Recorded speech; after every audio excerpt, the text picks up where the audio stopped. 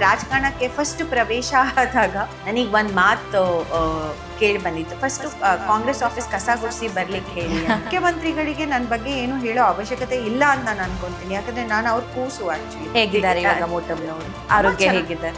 ಜನ ಕೆಲಸ ಈಗ ಅದೆಲ್ಲ ಈಗ ಅವ್ರ ಹೆಲ್ತ್ ಮೇಲೆ ಪರಿಣಾಮ ಬೀರ್ತಾ ಇದೆ. ಏನೋ ಕೆಲಸ ಮಾಡ್ತಿದ್ದೀರಾ ಅಂತ ಅಂದಾಗ ಏನಾದ್ರು ಸಲಹೆಗಳು ಕೊಡ್ತಾರಾ? ಕಡಿಮೆ ಆಕ್ಚುಲಿ, ಬಿಕಾಸ್ ನಾನು ರಿಸೀವ್ ಮಾಡ್ಕೊಳ್ಳಲ್ವಾ? ನಾನು ಹಿಂದೂ, ದಲಿತೆ, ಮಹಿಳೆ ಅದೆಲ್ಲ ನಂದು ಇದು ಗುರ್ತಲ್ವಾ, ನನ್ನ ಐಡೆಂಟಿಟಿ ಅಲ್ವಾ. ನಾನು ಐಡೆಂಟಿಟಿ ನಾನು ಯಾಕೆ ಹೆದರ್ಕೋಬೇಕು? ಪ್ರಮೋದ್ ಮುತಾಲಿಕ್ ಅವರು ಸೌಜನ್ಯದಿಂದ ಆಯ್ತಾ ಒಂದು ವಿಚಾರನೂ ನಮ್ಮ ಊರಿನ ಏನು ಅಲ್ಪಸಂಖ್ಯಾತರ ಬಗ್ಗೆ ಮಾತಾಡಿ, ದಲಿತ ಸಮಾಜದಲ್ಲಿ ಹುಟ್ಟಿದ ಕಾರಣಕ್ಕೆ ಇನ್ನೊಂದು ಸಮಾಜಕ್ಕೆ ಆದ್ಯತೆ ಕೊಡಬಾರ್ದು ಅಂತ ನಾನು ಯಾವತ್ತೂ ಯೋಚನೆ ಮಾಡಿಲ್ಲ. ಯಾವುದೋ ಒಂದು ಕಿಚನ್ ಕ್ಯಾಬಿನೆಟ್ನ ಇಟ್ಕೊಂಡು ನಾನು ನಿರ್ಧಾರಗಳನ್ನ ತಗೊಳ್ಳಿಕ್ಕೆ ಹೇಗೆ ಸಾಧ್ಯ? ಸೊ ಅದಾಗೋದಿಲ್ಲ ಅನ್ನೋದಕ್ಕೆ ನಾನು ಫಸ್ಟ್ ವಿರೋಧ ಮಾಡಿದ್ದೆ. ನಮಸ್ಕಾರ, ನೀವು ನೋಡ್ತಾ ಇದ್ದೀರಾ ಸಭೆ ವಿತ್ ಸಭಾ. ಇವತ್ತಿನ ಸಂಚಿಕೆ ತುಂಬಾನೇ ಮುಖ್ಯವಾಗಿದೆ. ಕರ್ನಾಟಕದ ಜನರಿಗೆ, ಚಿಕ್ಕಮಗಳೂರಿನ ಜನರಿಗೆ, ಹಾಗೆ ಯುವ ಮಹಿಳಾ ಪೊಲಿಟಿಷಿಯನ್ಸ್ಗಳಿಗೆ. ಇವತ್ತಿನ ನನ್ನ ಎಪಿಸೋಡ್ನಲ್ಲಿ ಮೂಡಿಗೆರೆ ಜನರ ಧ್ವನಿ, ಮೂಡಿಗೆರೆ ಮಣ್ಣಿನ ಹೆಣ್ಣು, ಮೋಟಮ್ಮನ ಮುದ್ದಿನ ಮಗಳು, ಹಾಗೆ ಒಂದಿಲ್ಲೊಂದು ವಿವಾದಗಳಲ್ಲಿ ಕಾಣಿಸಿಕೊಳ್ಳುವಂತಹ ಜೊತೆಗೆ ಮಾಡರ್ನ್ ಪೊಲಿಟಿಷಿಯನ್ ನಯನಾ ಮೋಟಮ್ಮನವರಿದ್ದಾರೆ.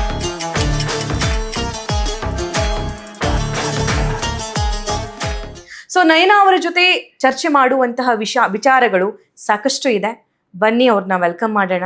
ನಮಸ್ಕಾರ ಅಮ್ಮ, ಕಾರ್ಯಕ್ರಮಕ್ಕೆ ಸ್ವಾಗತ. ಹೇಗಿದ್ದೀರಾ? I am good. How are you? I am doing well. ನೀವು ನಿಮ್ಮ ತಾಯಿ ಅಂದ್ರೆ ಮೋಟಮ್ಮನವರಿಗೂ ನಯನಾ ಅವರಿಗೂ ಎಷ್ಟು ವ್ಯತ್ಯಾಸ ಇದೆ ರಾಜಕಾರಣದಲ್ಲಿ? ತುಂಬಾ ಜಾಸ್ತಿ, ಅಜಗಜಾಂತರ ವ್ಯತ್ಯಾಸ. ಯಾಕಂದ್ರೆ ಪಾಪ ಅವ್ರು ಬಂದಿದ್ದು ವಾತಾವರಣ, ಅವರು ಬೆಳೆದಿದ್ದು ಪರಿಸರ ತುಂಬಾ ಡಿಫ್ರೆಂಟ್ ಇತ್ತು. ಅವರು ಯೋಚನೆ ಮಾಡುವಂತ ರೀತಿ, ಅವರನ್ನ ಬೆಳೆಸಿದವರು ರಾಜಕಾರಣದಲ್ಲಿ. ನಮ್ಮ ತಾಯಿ ಫಸ್ಟ್ ಎಜುಕೇಟೆಡ್ ಪರ್ಸನ್ ಅವ್ರ ಫ್ಯಾಮಿಲಿಯಲ್ಲಿ, ಪ್ರಾಬಬ್ಲಿ ಅವ್ರ ಹಳ್ಳಿಯಲ್ಲೂ ಕೂಡ. ಆಮೇಲೆ ಅವ್ರು ಹುಟ್ಟಿದ್ದು ಕಾಫಿ ತೋಟದೊಳಗಡೆ, ನಾನು ಹುಟ್ಟಿದ್ದು ಒಳ್ಳೆ ಗವರ್ಮೆಂಟ್ ಆಸ್ಪತ್ರೆಯಲ್ಲಿ. ಅವರು MLA ಆದಾಗ ನಾನು ಹುಟ್ಟಿದ್ದು. ಸೊ ನನ್ನ ವ್ಯವಸ್ಥೆಗೂ ಅದಕ್ಕೂ ಎಷ್ಟು ವ್ಯತ್ಯಾಸ ಇದೆಯಲ್ಲ. ಅವ್ರು ತುಂಬಾ ಬಡತನದಲ್ಲಿ ಬೆಳೆದವರು. ನಾನು ಹೇಳಲಿಕ್ಕೆ ಸಾಧ್ಯನೇ ಇಲ್ಲ ನಾನು ಬಡತನದಲ್ಲಿ ಬೆಳೆದಿದ್ದೀನಿ ಅಂತ. ನನಗೆ ಸಿಕ್ಕಿದ ಎಕ್ಸ್ಪೋಜರು, ನನಗೆ ಸಿಕ್ಕಿರೋ ಎಜುಕೇಷನ್ನು, ಆಮೇಲೆ ನಾನು ಮಾಡೋ, ಸೊ ಅದಕ್ಕೆ ನಾನು ಪ್ರಾಬಬ್ಲಿ ಒಂದು ರೀತಿ ನಾನು ಅಸರ್ಟಿವ್ ಆಗಿದ್ದೀನಿ, ಸ್ವಲ್ಪ ಅಗ್ರೆಸಿವ್ ಆಗಿದ್ದೀನಿ. ನಮ್ಮ ತಾಯಿನೂ ಅಗ್ರೆಸಿವ್, ಬಟ್ ಅಸರ್ಟಿವ್ನೆಸ್ ನನ್ನ ಮಟ್ಟಕ್ಕಿಲ್ಲ ಅಂತ ನಾನು ಅನ್ಕೊಂತೀನಿ. ಸೊ ಅದರಲ್ಲಿ ತುಂಬಾ ವ್ಯತ್ಯಾಸ ಇದೆಯಲ್ಲ. ಆಮೇಲೆ ನಾನು ಯಾವುದೇ ವಿಚಾರದಲ್ಲಿ ನನ್ನ ನಿಲುವುಗಳನ್ನ ಪ್ರತಿಪಾದಿಸ್ಲಿಕ್ಕೆ ನಾನು ಹೆದರೋದಿಲ್ಲ. I am not worried. ನನಗೆ ಹಿನ್ನಡೆ ಆಗ್ಬಹುದು, ಹಿನ್ನಡೆ ಸಾಕಷ್ಟು ಫೇಸ್ ಮಾಡಿದ್ದೀನಿ, ನಿಲುವುಗಳನ್ನ ತಗೊಂಡಿದ್ದೀನಿ. ನಮ್ಮ ತಾಯಿ ಹೇಳ್ತಾರೆ, ನೀನು ಯಾಕೆ ಈ ಥರ ಮಾತಾಡ್ತೀಯ, ಯಾಕೆ ಇದನ್ನು ಮಾಡಿದೆ, ಯಾಕೆ ಅದನ್ನು ಮಾಡಿದೆ ಅಂತ. ಆದರೆ ಬಟ್ ನಾನು ಆ ರೀತಿ ನಾನು ಇರಲಿಲ್ಲ ಅಂದರೆ ನನಗೆ ರಾಜಕಾರಣ ಮಾಡಲಿಕ್ಕೆ ಗೊತ್ತಾಗೋದಿಲ್ಲ. I don't know how to do it. ನನಗನ್ಸುತ್ತೆ ನನ್ನ ವ್ಯಕ್ತಿತ್ವದ ಪ್ರಕಾರ ನಾನು ರಾಜಕಾರಣ ಮಾಡಿದ್ರೆ ನನಗೆ ಸಮಾಧಾನ, ನನಗೆ ನೆಮ್ಮದಿ. ನಾನು ಅದಕ್ಕೆ ನಾನು ಯಾರಾದರೂ ನನಗೆ ಪ್ರಶ್ನೆ ಕೇಳಿದ್ರೆ ನಾನು ಚೆನ್ನಾಗಿ ನಿದ್ದೆ ಮಾಡ್ತೀನಿ ಅಂತ ಹೇಳ್ತೀನಿ. ಅಂದರೆ ಐ ಡೋಂಟ್ ಗೆಟ್ ವರಿಡ್. ಯಾಕಂದರೆ ನಾನು ಯಾರಿಗೂ ಮೋಸ ಮಾಡ್ತಾ ಇಲ್ಲ ಅಲ್ಲ, ಜನಕ್ಕೆ ನಾನು ಮೋಸ ಮಾಡ್ತಾ ಇಲ್ಲ. ಜನಕ್ಕೆ ನಾನು ಮೋಸ ಮಾಡ್ತಾ is she happy the way you are, the way you speak, the way you live? ಅಲ್ಲ, ಹಾಗೆ ಅಂದರೆ ಅಂದರೆ ಅದು ಆಕ್ಸೆಪ್ಟೆನ್ಸ್ ಬರ್ಲಿಕ್ಕೆ ಶುರು ಆಯಿತು. ಫಸ್ಟು ನನಗೆ ಅವರು ತುಂಬ ಅವರಿಗೆ ಇದಾಗ್ತಾ ಇತ್ತು. ಅವ್ರು ಅಂಜುತ್ತಾ ಇದ್ರು, ಇವಳಿಗೆ ಏನಾಗುತ್ತೋ ನಾಳೆ, ಹೇಗಿದ್ದನೆ ಎದುರಿಸ್ತಾರೆ ತುಂಬಾ. ಅಂದ್ರೆ ಆ ಥರ ಅವರಿಗೆ ನನಗೆಷ್ಟು ನೀವು ಹೇಳಿದ್ರಲ್ಲ, ನಾನು ಸಾಕಷ್ಟು ವಿವಾದಗಳಿಗೆ ಒಳಗಾದಂತ, ಅಂದ್ರೆ ಇಷ್ಟು ನನ್ನ ಚಿಕ್ಕ ರಾಜಕಾರಣದ ಜೀವನದಲ್ಲಿ ಸಾಕಷ್ಟು ವಿವಾದಗಳಿಗೆ ಒಳಗಾದವಳು. ಅದನ್ನ ಸ್ಟ್ರೆಸ್ನ ಫೇಸ್ ಮಾಡ್ಲಿಕ್ಕೆ ಆಗುತ್ತೋ, ಅದೆಲ್ಲ ಪ್ರಶ್ನೆಗಳು ಸಾಮಾನ್ಯವಾಗಿ ಬರುತ್ತಲ್ಲ. ಸೊ ಆ ವಿಚಾರದಲ್ಲಿ ಆಮೇಲೆ ಅದು ಒಂದು ವ್ಯಕ್ತಿತ್ವದ ವಿಚಾರ. ಮತ್ತೆ ನಾನಿರೋ ಒಂಥರ ಮಾಡರ್ನ್ ಔಟ್ಲುಕ್ಕಿಗೆ ಅವರು ಆ ಥರ ಪಾಪ ಅವರು ಆ ಥರ ಇರಲೇ ಇಲ್ಲ. ತುಂಬಾ ಟ್ರೆಡಿಷನಲ್ ಆಗಿ, ತುಂಬಾ ಕನ್ಸರ್ವೇಟಿವ್ ಆಗಿ ಅಂದ್ರೆ ಈ ಗೆರೆ ದಾಟಬಾರ್ದು ಅಂದ್ರೆ ಪ್ರಾಬಬ್ಲಿ ಅವ್ರ ಗೆರೆ ದಾಟ್ತಾ ಮೋಸ್ಟ್ಲಿ ಅವರು ಫಸ್ಟ್ ಚುನಾವಣೆ ಗೆದ್ದಾಗಿಂದ 99 ಚುನಾವಣೆವರೆಗೂ ಅದಾದ್ಮೇಲೂ ಈಗ್ಲೂ ಹೇಗಿದ್ರು ಹಾಗೆ ಇದ್ದಾರೆ ಅನ್ಸುತ್ತೆ. ಹೆಚ್ಚು ಕಡಿಮೆ ಅನ್ಸುತ್ತೆ. ಹೌದು ಹೌದು. ನೀವು ಕಂಡಂತೆ ನಿಮ್ಮ ತಾಯಿ ಹೇಗೆ ಅಂತ ಅಂದ್ರೆ, ಈಗ 21st ಸೆಂಚುರಿ ಅಂತ ನಾವು ಕರಿತೀವಿ. ಎವ್ರಿಥಿಂಗ್ ಈಸ್ ಲೈಕ್ AI ಜಮಾನ, ಇದು AI ವರ್ಲ್ಡ್. ಇದು ನಮ್ಗೆ ಏನು ಬೇಕೋ ಅದು ಈಸಿಲಿ ಸಿಗುತ್ತೆ. ಅಥವಾ ನಮ್ಗೇನೋ ಕ್ವೆಶನ್ ಮಾಡಬೇಕು ಅಂತಂದರೆ we have very very very powerful weapon, that is social media. We can question. ಅದು ಮಿಡ್ ನೈಟ್ ಆಗಿರಬಹುದು, ಯಾವತ್ತೇ ಆಗಿರ್ಬೋದು. ನಮ್ಮ ಬಂದು ಮೀಡಿಯಾದವರೇ ಮಾತಾಡಿಸ್ಬೇಕು ಅಂತ ಏನು ಇಲ್ಲ. ಆದರೆ ನಿಮ್ಮ ತಾಯಿ ಆ ಟೈಮಲ್ಲಿ ಅಷ್ಟು ಗಟ್ಟಿಗಿತ್ತಿಯಾಗಿ ಎಲ್ಲರನ್ನ ಎದುರಾಕೊಂಡು ಒಬ್ಬ MLA ಆಗಿ ಬೇರೆ ಬೇರೆ ಪದವಿಗಳನ್ನು ಅಲಂಕರಿಸಿ ಮಂತ್ರಿಯಾಗಿ ಇದೆಲ್ಲ ನೋಡಿದಾಗ ನಿಮ್ಗೆ ಏನು ಅನ್ಸುತ್ತೆ ನಿಮ್ಮ ತಾಯಿ ಬಗ್ಗೆ? ಒಂದು ಮಟ್ಟಕ್ಕೆ ಪ್ರೇರಣೆ ಅವರಿಂದನೇ ಅಲ್ವಾ ಸಭಾ. ನಮ್ಮ ತಾಯಿ ಆ ಥರ ಇದ್ದಿದ್ದಕ್ಕೆ, ಅಂದರೆ ರಾಜಕಾರಣ ಮಾಡಬೇಕು, ರಾಜಕಾರಣದ ಬಗ್ಗೆ ಒಂದು ಇಂಟ್ರೆಸ್ಟ್ ಅಂತ ಬಂದಿದ್ದು ಅಂದರೆ ಅವರು ಯಾವ ರೀತಿ ಅವರಿಗೆ ಸಿಕ್ಕಿದ ಅವಕಾಶನ ಅಥವಾ ಅಧಿಕಾರನ ಸದುಪಯೋಗ ಮಾಡಿಕೊಂಡ್ರು, ಅದೇ ನನಗೆ ದೊಡ್ಡ ಮಟ್ಟದ ಪ್ರೇರಣೆ. ಹೇಳಿದ್ನಲ್ಲ, ಅವರು ಹುಟ್ಟಿದ್ದು ಕಾಫಿ ತೋಟದ ಒಳಗಡೆ, ಅಲ್ಲಿಂದ ಎಜುಕೇಶನ್ ಮಾಡ್ಬಿಟ್ಟು, ಅಂದ್ರೆ ನೆಲದ ಮೇಲೆ ಬರೀತಾ ಇದ್ರಂತೆ, ಸ್ಲೇಟೇ ಇರ್ಲಿಲ್ಲ ಅವರಿಗೆ ಆ ಟೈಮಲ್ಲಿ. ಅದನ್ನೆಲ್ಲ ಓದ್ಕೊಂಡು ಬಂದು ಈ ಮಟ್ಟಕ್ಕೆ ರಾಜಕಾರಣ, ಅಂದ್ರೆ ಅವ್ರು ಯಾವತ್ತೂ ರಾಜಕಾರಣಕ್ಕೆ ಬರ್ತೀನಿ ಅಂತಾನೆ ಅನ್ಕೊಂಡಿರ್ಲಿಲ್ಲ. ಸೊ ಆ ಟೈಮಲ್ಲಿ ರಾಜಕಾರಣ ಮಾಡಬೇಕು ಅಂದರೆ ಇಟ್ಸ್ ಎಕ್ಸ್ಟ್ರೀಮ್ಲಿ ಇನ್ಸ್ಪೈರಿಂಗ್. ಅದನ್ನು ನೋಡಿಬಿಟ್ಟು ಹೌದು, ದಿಸ್ ಇಸ್ ಒಂದೊಂದ್ಸತಿ ಅನ್ಸುತ್ತೆ ನನಗೇನಾದರೂ ಅದು ಇದ್ದಿದ್ರೆ ಐ ಡೋಂಟ್ ಥಿಂಕ್ ನನಗೆ ಆ ಸವಾಲು ನನಗೆ ಅದು ಎದುರಿಸ್ಲಿಕ್ಕೆ ಸಾಧ್ಯ ಆಗ್ತಾ ಇತ್ತು ಇಲ್ವೋ ಅಂತ. ಅದಕ್ಕೆ ಅವರನ್ನು ಗಟ್ಟಿಗಿತ್ತಿ ಅಂತ ತುಂಬ ಜನ ಹೇಳೋದು. ಆಮೇಲೆ ಅವ್ರು ಮಾಡಿರೋ ಕೆಲಸ ಕಾರ್ಯಗಳು, ಅಭಿವೃದ್ಧಿ, ಅಂದರೆ ಅವ್ರದ್ದು ಇನ್ನೂ ನನ್ನ ಹೆಸರು ನಯನಾ ಝಾವರ್ ಅಂತ ಮದ್ವೆ ಆದ್ಮೇಲೆ, ಆದ್ರೆ ನನ್ನನ್ನ ಗುಡ್ಸೋದು ಮೋಟಮ್ಮ ಅಂತ. ಅದು ಮೀಡಿಯಾದವರೇ ನನಗೆ ಹೆಸರು ಕೊಟ್ಟಿದ್ದು. ಅದು ನನ್ನ ಎಲೆಕ್ಷನಿಗೆ ಹೆಸರಿಟ್ಕೊಂಡು ಚುನಾವಣೆ ಮಾಡಿದೆ. ಎಷ್ಟು ಜನ ತಾಯಿ ಹೆಸರಿಟ್ಕೊಂಡು ಚುನಾವಣೆ ಮಾಡ್ತಾರೆ ಅಥವಾ ಗುರ್ತಿಸ್ಕೊಂತಾರೆ? ಯಾರೂ ಇಲ್ಲ. ನನಗೆ ಸಿಕ್ಕಿರೋ ಅದೃಷ್ಟ ಆಕ್ಚುಲಿ. ಸೊ ನನಗೆ ಮೊದಲು ತುಂಬಾ ಚಿಂತೆ ಇರ್ತಾ ಇತ್ತು. ಒಂದು, ಅವ್ರ ಮಟ್ಟಕ್ಕೆ ನನಗೆ ರಾಜಕಾರಣ ಮಾಡ್ಲಿಕ್ಕೆ ಬರುತ್ತೋ ಇಲ್ವೋ ಅಂತ ಆ ಹೊರೆ ಅಂತ ಇದೆಯಲ್ಲ, ಬ್ಯಾಗೇಜ್ ಅಂತ ಇತ್ತಲ್ಲ, ಅದು ನನಗೆ ತುಂಬಾ ಕಾಡ್ತಾ ಇತ್ತು. ಅದಕ್ಕೆ ನಾನು ಹೇಳಿದೆ, ನನ್ನ ಪರ್ಸ್ನಾಲಿಟಿ ಅದಾಗೆ ಹೊರ ಹೊಮ್ಮಲಿಕ್ಕೆ ಸಾಧ್ಯ ಆದ್ಮೇಲೆ ನಾನು ರಾಜಕಾರಣದಲ್ಲಿ ಧೈರ್ಯದಿಂದ ಮಾಡ್ಲಿಕ್ಕೆ ಆಯ್ತು. ಇಲ್ದಿದ್ರೆ ಆ ಹೊರೆ ಇದೆ ಅಂತ ನಾನು ಅನ್ಕೊಳ್ತಾನೆ ಇದ್ದಿದ್ರೆ ನನಗೆ ರಾಜಕಾರಣ ಮಾಡ್ಲಿಕ್ಕೆ ಆಗ್ತಾನೆ ಇರ್ಲಿಲ್ಲ. ಬಟ್ ಆ ಹೆಸರಿಂದ ನನಗೆ ಎಷ್ಟು ಸಿಕ್ಕಿದೆ, ಆ ಹೆಸರಿಂದ ನನಗೆ ಅಷ್ಟೇ ಬ್ಯಾಗೇಜ್. ನನಗೆ ಒಂದ್ಸತಿ ನಾನು ರಾಜಕಾರಣಕ್ಕೆ ಫಸ್ಟ್ ಪ್ರವೇಶ ಆದಾಗ ನನಗೆ ಒಂದು ಮಾತು ಕೇಳಿ ಬಂದಿತ್ತು. ಫಸ್ಟ್ ಕಾಂಗ್ರೆಸ್ ಆಫೀಸ್ ಕಸ ಗುಡಿಸಿ ಬರ್ಲಿಕ್ಕೆ ಹೇಳಿ ಅಂತ.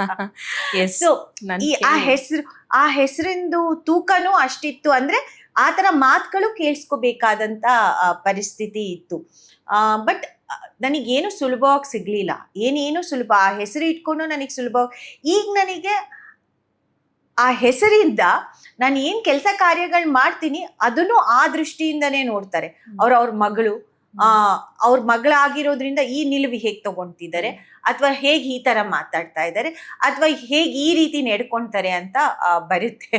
ಆದ್ರೆ ಆ ಹೆಸರಿಂದ ನನಗೆ ಬೇರೆ ಬೇರೆ ಮಾತುಗಳನ್ನ ಕೇಳಿಸ್ಕೊಳಕ್ ಬಂತು, ಅಥವಾ ಬೇರೆ ನನ್ನನ್ನ ರೀತಿ ನಡೆಸ್ಕೊಂಡ್ರಲ್ಲ, ಅದು ಯಾರಿಗೂ ಗೊತ್ತಿಲ್ಲ. ಅದ್ ನನಗ್ ಮಾತ್ರ ಗೊತ್ತಿದೆ. ಸೊ ನಾನು ಆ ಹೊರೆನೂ ತಗೊಂಡಿದ್ದೀನಿ, ಬಟ್ ಆ ಹೆಸರದು ಒಂದು ಶಕ್ತಿನೂ ನನಗೆ. ಹೇಗಿದ್ದಾರೆ ಇವಾಗ ಮೋಟಮ್ನವರು? ಆರೋಗ್ಯ ಹೇಗಿದ್ದಾರೆ? ಚೆನ್ನಾಗಿದ್ದಾರೆ. ಒಂದೊಂದ್ಸತಿ ಆರೋಗ್ಯದಲ್ಲಿ ಏರುಪೇರು ಆಗ್ತಾ ಇರುತ್ತೆ, ಚಿಕ್ಕದು. ಆದ್ರೆ ಈಗೇನಾದ್ರೂ ಹುಷಾರ್ ತಪ್ಪಿದ್ರೆ ಇದು ಇಟ್ಸ್ ನಾಟ್ ಲೈಕ್ 3-4 days ಅಲ್ಲಿ ಬೇಗ ಚೇತರಿಸ್ಕೊಂತಾರೆ ಅಂತ ಹೇಳ್ತಾರೆ. ಆಗೋದಿಲ್ಲ, 15-20 ದಿನ ಒಂದೊಂದ್ಸತಿ.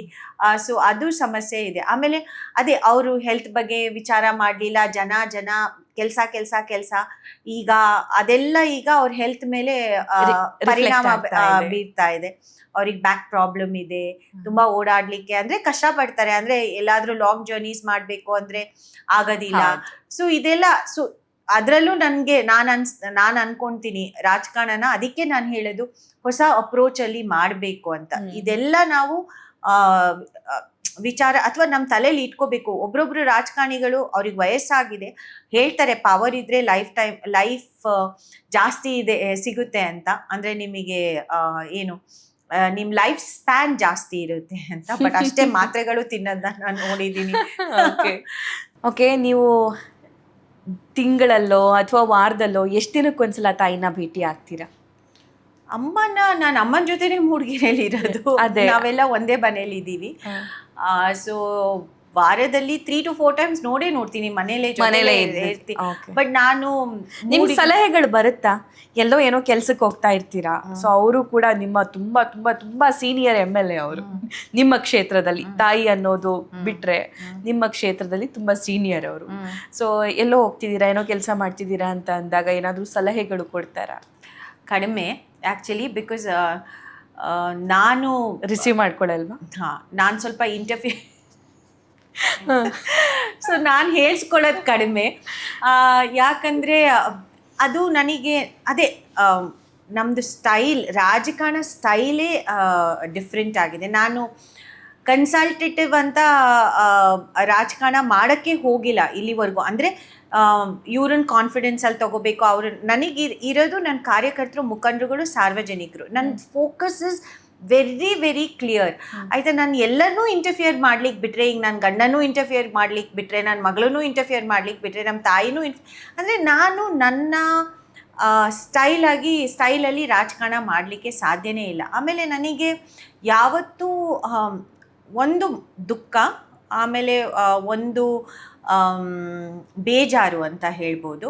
ನಮ್ಮ ತಾಯಿ ಅಷ್ಟು ತುಂಬ ದುಡಿದ್ರು. 1999 ಇಂದ 2004 ಅವ್ರು ಮಹಿಳಾ ಮತ್ತು ಮಕ್ಕಳ ಕಲ್ಯಾಣ ಸಚಿವರಾಗಿದ್ದಾಗ ಅವ್ರು ದುಡ್ದಷ್ಟು ನನಗೆ ಗೊತ್ತಿಲ್ಲ. ಮೈ ಗಾಡ್, ನನ್ನ ಸರ್ಜರಿ ಟೈಮಲ್ಲೂ ಇಲ್ದಿದ್ದ ಇದು ಅಂದರೆ ನಮಗೆ ಸುಮಾರು ನಾವು ಆ ಥರ ನಾವು ಮನೆಯಲ್ಲಿ ಎದುರಿಸಿದ್ದೀವಿ. ಅಷ್ಟು ಜನಕ್ಕಂತ ಮೀಸಲಿಟ್ರಲ್ಲ, ಅದು ರಾಜಕಾರಣದಲ್ಲಿ ಅವ್ರಿಗೆ ಆ ಮಟ್ಟಕ್ಕೆ ಪ್ರತಿಫಲ ಸಿಗಲೇ ಇಲ್ಲ. ಸೊ ನಾನು ಅದಕ್ಕೆ ನಾನು ಅವರಿಗೆ ನನ್ನ ಟೀಕೆ ಅನುಭವಿಸಬಾರ್ದು ಎಕ್ಸಾಕ್ಟ್ಲಿ. ಆಮೇಲೆ ನಾನು ನಮ್ಮ ತಾಯಿಗೆ ಅದಕ್ಕೆ ಹೇಳೋದು, ನೀವು ನನ್ನ ರೀತಿಯಲ್ಲಿ ನನ್ನ ಪಾಲಿಟಿಕ್ಸ್ ಮಾಡ್ಲಿಕ್ಕೆ ಬಿಡಿ.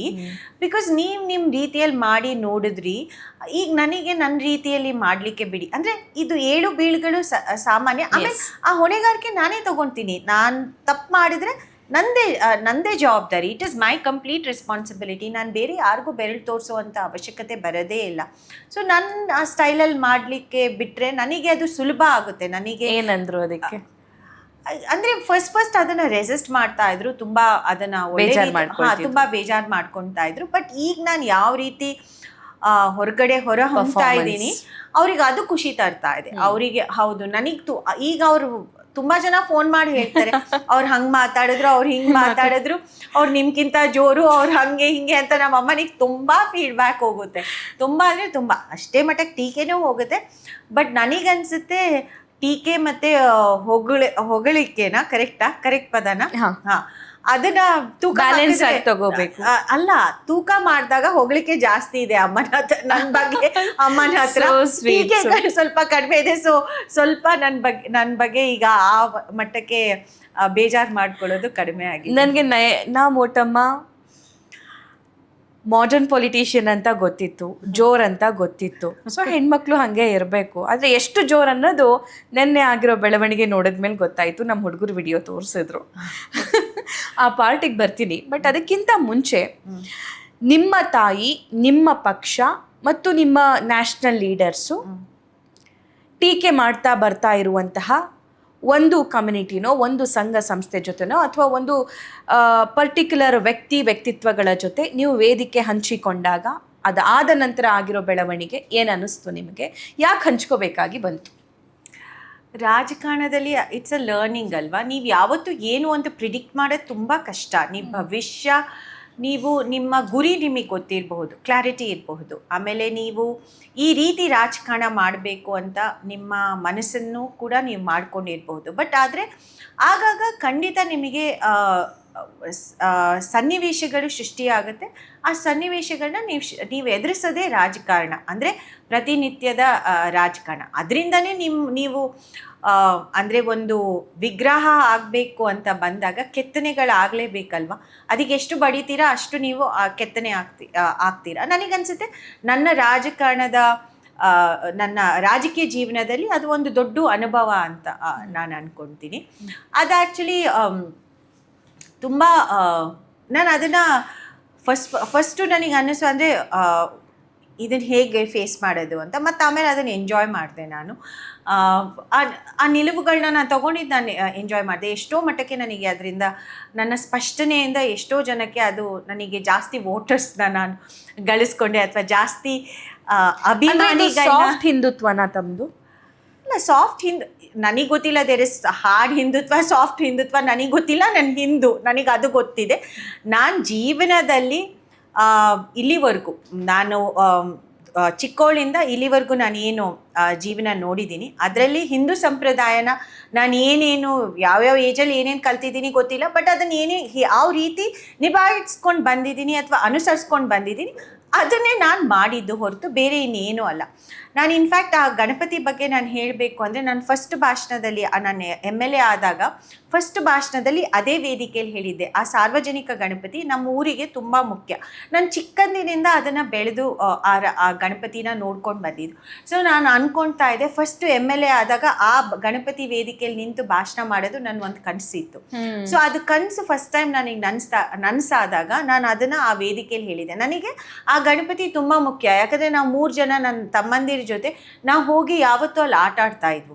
ಸೊ ಆ ಗಣಪತಿಗೂ ನನಗೂ ಒಂದು ಕನೆಕ್ಷನ್ ಇದೆ. ಸೊ ಅದಲ್ದಲೆ ಆಮೇಲೆ ಅದು ನಮ್ಮ ತಾಯಿ ಶುರು ಮಾಡಿದ್ದು, ಅವರು MLA ಆದಾಗ. ಆಮೇಲೆ ಅದು ಪಕ್ಷಗಳು ಚೇಂಜ್ ಆದಂಗೂ ಕಂಟಿನ್ಯೂ ಮಾಡ್ತಾ ಬಂದ್ರು ಆ ಪಕ್ಷಗಳು. ಬಟ್ ಈಗ ಏನಾಗಿದೆ ಅಂದರೆ, ಒಂದು ಸ್ವಲ್ಪ ಹಿಡ್ತಾ ಒಂದು ಪಕ್ಷಕ್ಕೆ ಆ ಗಣಪತಿ ನಡೆಸ್ಕೊಳ್ಳೋದು ಅಥವಾ ಆ ಸಂಘಟನೆನ ಮುಂದುವರ್ಸ್ಕೊಂಡು ಹೋಗ್ತಾ ಇದೆ. ಒಂದು ಪಕ್ಷದವ್ರದ್ದು ಜಾಸ್ತಿ ಮಟ್ಟಕ್ಕೆ ಅದರಲ್ಲಿ ಪಾತ್ರ ಇದೆ. ಬಟ್ ಆದರೆ ಕಾರ್ಯಾಧ್ಯಕ್ಷರು ಅದಕ್ಕೆ ಯಾವತ್ತೂ MLAನೇ, ಯಾಕಂದರೆ ಅದು ಸಾರ್ವಜನಿಕ ಗಣಪತಿ, ಟೌನಲ್ಲಿ ಇಡುವಂಥ ಗಣಪತಿ, ದೊಡ್ಡ ಗಣಪತಿ. ಸೊ ಅವ್ರು ಈ ಸಮಯ ಏನಾಗಿದೆ ಅಂದರೆ, ಅವ್ರದ್ದು ಒಂದು ಚಿಕ್ಕ ಮಟ್ಟದ ರಾಜಕೀಯ ಇತ್ತು ಅದರಲ್ಲಿ. ಅದು ಇಂಟ್ರೆಸ್ಟಿಂಗ್, ಅದು ತುಂಬ ಜನಕ್ಕೆ ಗೊತ್ತಿಲ್ಲ. ಆ ರಾಜಕೀಯ ಏನಿತ್ತು ಅಂದರೆ, ಈಗ ನನ್ನನ್ನು ಎದುರಿಸಲಿಕ್ಕೆ ಅವ್ರಿಗೆ ಗೊತ್ತಿರಲಿಲ್ಲ, ಅಂದರೆ ನನಗೆ ಟೀಕೆ ಮಾಡಲಿಕ್ಕೆ ಅವರಿಗೆ ಅವಕಾಶಗಳನ್ನೇ ಕೊಟ್ಟಿರಲಿಲ್ಲ. ಅಥವಾ ಸಣ್ಣ ರಾಜಕೀಯ ಯಾರ್ದಿದ್ದು? ಅವ್ರದ್ದೇ ಇದ್ದಿದ್ದು, ಅಂದ್ರೆ ಅದು ಪ್ರೋಗ್ರಾಮ್ ಆರ್ಗನೈಸ್ ಮಾಡುವವ್ರದ್ದು. ಅದನ್ನ ಹೇಗೆ ನನ್ನನ್ನ ಅಂದ್ರೆ ಹೇಗೆ ಇವ್ರನ್ನ ಸಿಕ್ಕಾಕ್ಸೋದು ಅಥವಾ ಹೇಗೆ ಇವ್ರನ್ನ ಅಂದ್ರೆ ಮಾಡ್ಬೇಕು ಅಲ್ಲ, ಅವ್ರು ರಾಜಕಾರಣನ ಬೆಳೆಸ್ಬೇಕು ಅಂತನೂ ಇದ್ರು. ಆ ಒಂದು ಗಣಪತಿ ಇಟ್ಕೊಂಡು ಅವ್ರು ಊರಿಗೆ ಹೋಗಿ, ಅದು ಆಕ್ಚುಲಿ ಹೋಬಳಿ ಮಟ್ಟದಲ್ಲಿ ಮಾಡುವಂತ ಗಣಪತಿ ಅಲ್ಲ, ಅದು ಟೌನಲ್ಲಿ ಅಂತ ಇಡುವಂಥದ್ದು. ಪ್ರತಿ ಊರಲ್ಲೂ ಗಣಪತಿ ಇಟ್ಟೇ ಇಡ್ತಾರೆ ನಮ್ಮ ಮೂಡಿಗೆರೆಯಲ್ಲಿ, ಬಿಕಾಸ್ ಗಣಪತಿ ಒಂದು ದೊಡ್ಡ ಹಬ್ಬ ಆಯ್ತಾ. ಅದ್ರ ಜೊತೆ ಈ ಗಣಪತಿ ಏನಿದೆ ಆ ಟೌನಲ್ಲಿ ಇಡೋ ಗಣಪತಿ, ಅದನ್ನ ಅವ್ರ ರಾಜಕೀಯಕ್ಕೆ ಸದ್ಬಳಕೆ ಮಾಡಲಿಕ್ಕೆ, ಅಂದರೆ ಅವ್ರ ಪಾರ್ಟಿನ ಇನ್ನೂ ಜಾಸ್ತಿ ಮುಂದುವರಿಸ್ಲಿಕ್ಕೆ ಏನು ಮಾಡಿದ್ರು, ಹೋಬಳಿ ಹೋಗಿ ಅಥವಾ ಗ್ರಾಮ ಪಂಚಾಯತಿ ಮಟ್ಟದಲ್ಲಿ ಹೋಗ್ಬಿಟ್ಟು ಪ್ರತಿ ಗ್ರಾಮ ಪಂಚಾಯತಿಯಲ್ಲಿ ಅಕ್ಕಪಕ್ಕದ ಗ್ರಾಮ ಪಂಚಾಯತಿ ಮೀಟಿಂಗ್ಸ್ ಮಾಡಿದ್ರು. ಯಾವತ್ತೂ ಅದು ಮಾಡಿಬಿಟ್ಟು ಅವ್ರ ಸಂಘಟನೆನ ಗಟ್ಟಿ ಮಾಡಿಕೊಡಿ, ಆ ಪಕ್ಷದ ಸಂಘಟನೆನ. ಇದರಲ್ಲಿ ಏನು ಮಾಡಿದ್ರು, ನಾವು ಒಂದು ಲೋಗೋ ಬಿಡುಗಡೆ ಮಾಡ್ತೀವಿ ಈ ಸತಿ ಅಂತ. ಆ ಗಣಪತಿನ ಸಾರ್ವಜನಿಕ ಗಣಪತಿ ಅನ್ನೋದನ್ನ ಅದಕ್ಕೆ ಮರುನಾಮಕರಣ ಮಾಡಿದ್ರು, ಹಿಂದೂ ಸಾರ್ವಜನಿಕ ಗಣಪತಿ ಅಂತ. Okay, no problem. ಆಮೇಲೆ ಹೇಳಿದ್ರು, ನಾವು ಲೋಗೋ ಬಿಡುಗಡೆ ಮಾಡ್ತೀವಿ ಅಂತ, ನೀವು ಬರಬೇಕು ಅಂತ. ನೀವು ಮತ್ತು ನಮ್ಮ MLC ಪ್ರಾಣೇಶ್ ಅಣ್ಣ ಬರ್ತಾರೆ. ಆಯಿತು, ಬರ್ತೀನಿ. ಡೇಟ್ ತೊಗೊಂಡ್ರು, ಇಬ್ಬರದ್ದು ಡೇಟು ಅಂತ. ಪ್ರೋಗ್ರಾಮ್ದು ಲಾಂಛನ ಬಿಡುಗಡೆದು 2 ದಿವಸ ಮುಂಚಿತವಾಗಿ ಅವತ್ತು ಪ್ಯಾಂಫ್ಲೆಟ್ ಅಥವಾ ಅವರ ಫೋಟೋ ಯಾವಾಗ ಗೊತ್ತಾಯ್ತು? ಅದೇ 2 ಡೇಸ್ ಮುಂಚಿತವಾಗಿ. ಸೊ ನನಗೆ ಅದನ್ನ ಅವ್ರು ಹೇಳಿರ್ಲಿಲ್ಲ. ಸೊ ನಮ್ಮವ್ರೆಲ್ಲ ಬಂದ್ರು, ಅಯ್ಯೋ ಅಕ್ಕ ಪ್ರಮೋದ್ ಮಿತಾಲಿಗೆ ಬರ್ತಾರಂತೆ, ನೀವು ಅಲ್ಲಿಗೆ ಹೋಗ್ತೀರಾ, ಹಂಗೆ ಮಾಡ್ತೀರಾ. ನಾನು ಹೇಳ್ದೆ, ಹೌದು, ನಾನು ಯಾಕೆ ಹೋಗಬಾರ್ದು ಅಂತ ಹೇಳಿದೆ. ಇದು ನಮ್ಮ ಸಾರ್ವಜನಿಕ ಗಣಪತಿ. ಈ ಗಣಪತಿ ಯಾವುದೇ ಒಂದು ಪಕ್ಷಕ್ಕೆ ಸೇರಿದ್ದಲ್ಲ, ಎಲ್ಲ ಪಬ್ಲಿಕ್ ಗಣಪತಿ. ಇದನ್ನು ನಾನು ಯಾಕೆ ಈ ವೇದಿಕೆನ ಹಂಚ್ಕೋಬಾರ್ದು? ನಮಗೆ ಅವರಿಗೆ ಎಷ್ಟು ಹಕ್ಕಿದೆ, ನನಗೂ ಅಷ್ಟೇ ಹಕ್ಕಿದೆ ಈ ಗಣಪತಿಯಲ್ಲಿ ಭಾಗವಹಿಸ್ಲಿಕ್ಕೆ ಅಂತ. ಅವ್ರು ಯಾರನ್ನೋ ಗೆಸ್ಟ್ ಅಂತ ಕರೆದ್ರು ಅಂತ ತಕ್ಷಣವೇ ನಾನು ಯಾಕೆ ನನ್ನ ಊರಿನ ಗಣಪತಿಗೆ ನಾನು ಹೋಗದಲ್ಲೇ ಇರ್ತೀನಿ, ನನ್ನ ಊರಿನ ಗಣಪತಿಗೆ ನಾನು ಖಂಡಿತ ಆ ವೇದಿಕೆ ಮೇಲೆ ಕೂರ್ತೀನಿ ಅಂತ. ಸೊ ಅವರು ಅಂದರೆ ಒಂದು ಉದ್ದ ಏನದು ಒಂಥರ ಏನು ರ್ಯಾಲಿ ಥರ ಮಾಡಿದ್ರು. ಇನ್ನೊಂದು ಗಣಪತಿ ದೇವಸ್ಥಾನ ಇದೆ, ಹಳೆ ಮೂಡಿಗೆರೆ ಗಣಪತಿ ದೇವಸ್ಥಾನ. ಸೊ ನಾನು ಹೇಳಿದೆ ಆಯಿತು ನಡೀರಿ, ನೀವು ಎಲ್ಲರೂ ಬನ್ನಿ, ಯಾರ್ಯಾರು ಬರ್ತೀರೋ. ನಮ್ಮ ಕಾರ್ಯಕರ್ತ ನಾನು ಹೇಳಿದೆ, ನೀವು ಇದೇನೇ ತಪ್ಪು ಮಾಡ್ತಾ ಇರೋದು. ಎಲ್ಲ ನಾವು ಒಂದು ಅದಲ್ದಲೇ ಒಂದು ದುರ್ಗಿ ಅಂತಲೂ ಮಾಡ್ತೀವಿ ನವರಾತ್ರಿ ಟೈಮಲ್ಲಿ, ಅದು ನಮ್ಮ ಪಕ್ಷದವ್ರು ಮಾಡ್ತಾರೆ. ಸೊ ಈ ಥರ ಸ್ವಲ್ಪ ಹಂಚಿಕೆಗಳಾಗಿದೆ, ಅವೆಲ್ಲ ರಾಜಕೀಯನೇ, ಬಟ್ ಇಟ್ಸ್ ಓಕೆ. ಬಟ್ ಈ ರಾಜಕೀಯ ನಾನು ಯಾಕೆ ಬಿಟ್ಟು ಹಾಕಬೇಕು? ಯಾಕೆ ನನಗೆ ಅವರು ನನ್ನ ವೋಟರ್ಸೇ, ಆ ಗಣಪತಿಯಲ್ಲಿ ಭಾಗವಹಿಸೋರು ನನಗೆ ವೋಟರ್ಸೇ. ಸೊ ನಾನು ಇದು ಯಾವುದು ಪಕ್ಷದಕ್ಕೆ ಸೇರಿದಲ್ಲ, ಪಕ್ಷ ಅದಕ್ಕೆ ಜಾಸ್ತಿ ಜನ ಆ ಒಂದು ಪಕ್ಷದವ್ರ ಇನ್ವಾಲ್ವ್ಮೆಂಟ್ ಅಷ್ಟೇ. ನಮ್ಮೆಲ್ಲರ ಹತ್ರನೂ ಕಾಂಟ್ರಿಬ್ಯೂಷನ್ ತೊಗೊಳ್ತಾರೆ. ನಾವೆಲ್ಲರೂ ಪ್ರತಿ ವರ್ಷ ನಾನು ಒಂದು ಪ್ರೋಗ್ರಾಮ್ನ ಸ್ಪಾನ್ಸರ್ ಮಾಡ್ತೀನಿ. MLA ಒಂದು ಪ್ರೋಗ್ರಾಮ್ನ ಸ್ಪಾನ್ಸರ್ ಮಾಡೋದು ಸಂಪ್ರದಾಯ ಅಲ್ಲಿದು. ಸೊ ಎಲ್ಲ MLAಗಳು ನನಗಿಂತ ಹಿಂದೆನೂ ಸ್ಪಾನ್ಸರ್ ಮಾಡ್ಕೊಂಡು ಬಂದಿದ್ದಾರೆ ಅಲ್ಲಿ, ಆಯಿತಾ. ಸೊ ಇದೆಲ್ಲ ಸುಮಾರು ಇದೆ. ಸೊ ಇದು ನಿಮಗೆ ಮೇಲ್ನೋಟಕ್ಕೆ ಕಂಡು ಬಂದಿದ್ದಲ್ಲ, ಅದು ಊರಿನ ರಾಜಕೀಯ. ಸೊ ನಾನು ಹೋದೆ, ಅದೇ ರೀತಿ ನನಗೆ ಕೇಸರಿ ಶಾಲ್ ಕೊಟ್ಟರು, ನಾನು ಹಾಕ್ಕೊಂಡೆ. ನಮ್ಮವರ ನಮ್ಮ ಕಾರ್ಯಕರ್ತರು ಅದರಲ್ಲಿ ಬಂದರು. ಕೇಸರಿ ಯಾವುದೇ ಒಂದು ಪಕ್ಷಕ್ಕೆ ಸೇರಿದ ಅಲ್ಲ. ಸೊ ನಾವು ಅದನ್ನ ರಾಷ್ಟ್ರಧ್ವಜದಲ್ಲಿ ಕೇಸರಿ ಇದೆ, ನಾವೆಲ್ಲರೂ ಉಪಯೋಗಿಸ್ತೀವಿ ಅಲ್ವಾ. ನಾನು ಮೊನ್ನೆ ಇಂಟರ್ವ್ಯೂಯಲ್ಲಿ ಹೇಳೋದು ಮರ್ತೋಯ್ತು. ಅದಕ್ಕೆ ಆಂಜನೇಯದು ಅಂಜನಾ ಅಂತ ಹೇಳೋದಲ್ವಾ, ಅದು ಅಂಜನಾ ಯಾವ ಕಲರು? ಕೇಸರಿ ಕಲರ್. ಸೊ ಯಾವುದಾದ್ರೂ ಆಂಜನೇಯ ದೇವಸ್ಥಾನಕ್ಕೆ ಹೋದರೆ ಅದನ್ನೇ ನಮಗೆ ಕೊಡೋದು, ಅದನ್ನು ನಾವು ಇಟ್ಕೊಳ್ತೀವಿ. ಸೊ ಅದೇ ರೀತಿ ಹಾಕೊಂಡು ಹೋದೆ. ಕಾರ್ಯಕ್ರಮದಲ್ಲಿ ನಾನು ಮಾತಾಡಿದೆ. ನಾನು ಸ್ವಲ್ಪ ಈಗ ನಾನು ಪಾಲಿಟಿಕ್ಸ್ ಮಾಡಿ, ಬಾವುಟದಲ್ಲೂ ಕೇಸರಿ ಇದೆ ಮೇಡಮ್. ಹೌದು, ನಮ್ಮ ಬಾವುಟದಲ್ಲಿ, ನಮ್ಮ ಪಕ್ಷದ ಬಾವುಟದಲ್ಲೂ ಕೇಸರಿ ಇದೆ. ಸೊ ನನಗೆ ಯಾವುದೂ ಇದಿರಲಿಲ್ಲ. ನಾನು ಹೇಳಿದೆ, ನನ್ನ ವೋಟರ್ಸ್ ನನಗೆ ಬರೀ ಕಾಂಗ್ರೆಸ್ಗೆ ಹಾಕೋರು ಮಾತ್ರ, ನಾವು ಆ ವೋಟರ್ಸ್ನ ಮಾತ್ರ ನಾನು ಸೆಳಿಬೇಕಾ, ಅಥವಾ ಬೇರೆ ವೋಟರ್ಸ್ನು ನಾನು ನನ್ನ ಕಡೆ ಮಾಡ್ಕೋಬಾರ್ದ? ನನಗೆ ಮುಂದಿನ ಚುನಾವಣೆನೂ ಎದುರಿಸ್ಬೇಕು ಅಂದ್ರೆ ನೀವು ಚುನಾವಣೆ ದೃಷ್ಟಿಕೋನದಿಂದ ಹೋಗಿದ್ದು ಅಲ್ಲ, ಮಲ್ಟಿಪಲ್ ಅಲ್ಲ. ನಾ ಹೇಳಿದ್ನಲ್ಲ, ಇಷ್ಟೆಲ್ಲ ನನ್ನ ಕತೆ ಹೇಳಿದ್ನಲ್ಲ ಹಿನ್ನೆಲೆ. ಆಮೇಲೆ ಅಲ್ಲಿ ಹೋದಾಗ ಏನು ನನಗೆ ಅಲ್ಲಿ ಆಡಿಯನ್ಸ್ ಇದ್ದರು, ಆ ಆಡಿಯನ್ಸಿಗೆ ನಾನು ಮಾತಾಡಿದ್ದು. ನಾನು ಹೇಳಿದೆ, ಇದು ಯಾವ ಒಬ್ರಿಗೂ ಸೇರಿದಲ್ಲ. ನೀವು ಯಾರು ಪ್ರಶ್ನೆಗಳು ಬರೋದು ಮಾತ್ರ ಸಹಜ. ಇವ್ರು ಬಂದರು, ಅವರಿದ್ದರು, ಈ ಸ್ಟೇಜ್ ಮೇಲೆ ಇವರಿದ್ದಾರೆ. ನಾನು ಹೇಳಿದೆ, ಇದು ನಮ್ಮದು ಸಾರ್ವಜನಿಕ ಗಣಪತಿ. ನಾನು ಹಿಂದೂ, ದಲಿತೆ, ಮಹಿಳೆ, ಅದೆಲ್ಲ ನಂದು ಇದು ಗುರ್ತಲ್ವಾ, ನನ್ನ ಐಡೆಂಟಿಟಿ ಅಲ್ವಾ. ನಾನು ಆ ಐಡೆಂಟಿಟಿಯಿಂದ ನಾನು ಯಾಕೆ ಹೆದರ್ಕೋಬೇಕು? ಸೊ ಅದನ್ನೇ ನೀವು ಯಾರು ನಾನು ಇದನ್ನು ಹಾಕೊಂಡ ತಕ್ಷಣ ಈ ಪಕ್ಷಕ್ಕೆ ಬಂದೆ, ಆ ಪಕ್ಷಕ್ಕೆ ಬಂದೆ, ಅಥವಾ ಬರ್ತಾರೆ ಅಂತ ಈಗಲ್ಲ ಯೋಚನೆ ಮಾಡೋದು, ಮುಂದೆ ನೋಡೋಣ ಅಂತ ಇಷ್ಟೇ ನಾನು ಹೇಳಿದ್ದು. ಅದನ್ನು ಯಾವುದೋ ರೀತಿ ಆ್ಯಕ್ಚುಲಿ ನಾನು ಆ ಕಾರ್ಯಕ್ರಮದಲ್ಲಿ ಭಾಗವಹಿಸಿದ್ದಕ್ಕೆ ಪ್ರಮೋದ್ ಮುತಾಲಿಕ್ ಅವರು ಸೌಜನ್ಯದಿಂದ, ಆಯಿತಾ, ಒಂದು ವಿಚಾರನೂ ನಮ್ಮ ಊರಿನ ಏನು ಅಲ್ಪಸಂಖ್ಯಾತರ ಬಗ್ಗೆ ಮಾತಾಡಲಿಲ್ಲ. ಒಂದು ಮಾತು ಅವ್ರು ಬೇರೆ ಯಾವುದಾದ್ರೂ ವೇದಿಕೆಯಲ್ಲಿ ಆ ಊರಿನ ಅಲ್ಪಸಂಖ್ಯಾತರನ್ನ ಬೈದಲ್ಲೇ ಬರ್ದಿರೋದನ್ನ ಹೇಳ್ಬಿಡಿ. ಅವ್ರ ಅಲ್ಪಸಂಖ್ಯಾತರನ್ನ ಬಿಟ್ಟು ಹಾಕಿ ನಿಮ್ಮ ಪಕ್ಷದವ್ರನ್ನೇ ಬಿಡಲ್ವಲ್ಲ, ಭಯೋತ್ಪಾದಕರು ಅಂತ ಕರೀತಾರೆ. ಅದೇನು ಹೇಳಿಲ್ಲ ಅಲ್ಲ. ನಾನು ಅವತ್ತು ವೇದಿಕೆ ಮೇಲೆ ಕೂತಿದ್ದೆ, ವೇದಿಕೆ ಮೇಲೆ ಅವ್ರು ಅವತ್ತೇ ನನಗೆ ಹೇಳಿದ್ರು, ನೋಡು ನಿಂದು ನನ್ನ ಭಾಷಣ ಮುಗಿದ ತಕ್ಷಣ ನಿನಗೆ ನೋಟಿಸ್ ಬರುತ್ತೆ ಅಂತ. ಅಂದರೆ ನಾವು ಅದನ್ನೆಲ್ಲ ಒಡೆದು ಹಾಕಬೇಕು ಅಲ್ವಾ. ನಾವು ರಾಜಕಾರಣದಲ್ಲಿ ಇದ್ದ ಮೇಲೆ ಈ ವೋಟರ್ಸು ಆ ವೋಟರ್ಸ್ ಅಲ್ಲ, ಪ್ರತಿ ಒಬ್ಬ ವೋಟರಿಂದ ವೋಟ್ ಹಾಕ್ಸ್ಕೊಳ್ಳೋ ಅಂತ ಯೋಗ್ಯತೆ ನಾವು ಬೆಳೆಸ್ಕೋಬೇಕು. ಅಲ್ಲಿ ನಯನಾ ಮೋಟಮ್ಮ ಅನ್ನುವಂತಹ ಒಬ್ಬ ವಿಮೆನ್ ಪೊಲಿಟಿಷಿಯನ್ ಬಿಟ್ಟು ಯಾರಾದ್ರೂ ಮೇಲ್ ಪೊಲಿಟಿಷಿಯನ್ ಇದ್ದಿದ್ರು ಇಷ್ಟೆಲ್ಲ ಹಂಗಾಮ ಆಗ್ತಿತ್ತ? ಇಲ್ಲ. ಅಂದರೆ ಆಯಿತು, ಈಗ ಮಂತರ್ಗೌಡ ಅವ್ರ ಜೊತೆ ಸ್ವಲ್ಪ ಮಟ್ಟಕ್ಕೆ ಆಯಿತು. ಅವ್ರೇನೋ ಒಂದು ಈ RSS ಅವರು ಎಂಥದೋ ಈಗ ಮೊನ್ನೆ ಏನೋ ಸಭೆ ಮಾಡಿದ್ರು ಬೆಳಗಾವಿ, ಅಲ್ಲ ಈ ಪ್ರತಿ ಗ್ರಾಮ ಪಂಚಾಯತಿ ಮಟ್ಟದಲ್ಲಿ ಅವ್ರದ್ದೇನೋ ಇಷ್ಟು 100 ವರ್ಷಕ್ಕೆ 100 years ಹಿಂದೂ ಏನೋ ಅಂತ ಮಾಡಿದ್ರಲ್ಲ, ಹಿಂದೂ ಸಭಾನ ಎಂಥದ್ದು ಪ್ರತಿ ಗ್ರಾಮ ಪಂಚಾಯತಿಯಲ್ಲಿ ಮಾಡಿದ್ರು, ಹಿಂದೂ ಸಮಾಜೋತ್ಸವ. ಅದರಲ್ಲಿ ಅವ್ರು ಭಾಗವಹಿಸಿದ್ರು ಅಂತ ಸ್ವಲ್ಪ ಅದಕ್ಕೂ ಕಾಂಟ್ರವರ್ಸಿ ಆಯ್ತು. ಅಂದರೆ ಅವರು ಅಲ್ಲಿಗೆ ಹೋಗ್ತಾರೆ ಅಂತ, ಬಟ್ ಅಷ್ಟು ಸುದ್ದಿ ಆಗಿಲ್ಲ. ಬಟ್ ಅಂದು ಜಾಸ್ತಿ ಸುದ್ದಿ ಆಯ್ತು. ಯಾಕಂದ್ರೆ ಅಷ್ಟೇ, ಭಾಷಣನು ಪ್ರಾಬಬ್ಲಿ ಹಂಗೆ ಇತ್ತು, ಮಹಿಳೆ. ಬಟ್ ನಿಮ್ಗೆ ಯಾಕೆ ಅದು ಬಂತು? ನಾನು ಕಾಂಗ್ರೆಸ್ ಅಲ್ಲಿದ್ದೀನಿ, ಬಿಜೆಪಿ ಎಲ್ಲಾದ್ರೂ ಹೋಗಬಹುದು, ಅಥವಾ SDP ಅದು ಪ್ರೀವಿಯಸ್ ಒನ್ನು, ಅದಕ್ಕೂ ಇದಕ್ಕೂ ತಾಳೆ ಹಾಕಿ ಇವಾಗ ಹರಿ ಬಿಡ್ತಿದ್ದಾರೆ. ಅಲ್ಲ, ಅದನ್ನ ಈಗ ಹರಿ ಬಿಡ್ತಾರೆ ಅಂದ್ರೆ ಆಗ ಎಲ್ಲರೂ ಸುಮ್ಮನಾದ್ರು. ನನಗೆ ಎಷ್ಟು ಮೆಸೇಜಸ್ ಬಂದಿರಬಹುದು ಅಂದ್ರೆ ಅಷ್ಟಿಷ್ಟಲ್ಲ, ಪರ ವಿರೋಧ. ಆ್ಯಕ್ಚುಲಿ ನನಗೆ ಊರಿಂದ ಬಂದಿದ್ದು ಮ್ಯಾಕ್ಸಿಮಮ್ ಪರ ಮೆಸೇಜ್. ಮ್ಯಾಕ್ಸಿಮಮ್ ನನ್ನ ವೋಟರ್ಸು ಅಲ್ಲ, BJPಯವರು ಹೊಗಳು ಹಾಡಿದ್ರು ನನಗೆ ಎಲ್ಲ. ಅಂದರೆ ನಾವೇನು ಫೆನ್ಸ್ ಸಿಟರ್ಸ್ ಅಂತ ಹೇಳ್ತೀವಿ, ಬೇಲಿ ಮೇಲೆ ಕೂತಿರುವಂಥ ವೋಟರ್ಸ್, ಅಂದರೆ ಡಿಸಿಷನ್ ಆ ಟೈಮಲ್ಲಿ ತಗೊಳ್ಳುವಂಥವ್ರು, ಅವ್ರು ಎಷ್ಟು ಜನ ಹೇಳಿದ್ರು, ನನ್ನ ಪರ ಮಾತಾಡಿದ್ರು, ಎಷ್ಟು ಜನ ಮೆಸೇಜಸ್ ನನಗೆ ಕಳಿಸಿದ್ರು ಅಂದರೆ ಅಷ್ಟಿಷ್ಟಲ್ಲ. ನನಗೆ ಕ್ಷೇತ್ರದಿಂದ ನನಗೆ ಯಾವುದೇ ವಿರೋಧ ಇರಲಿಲ್ಲ.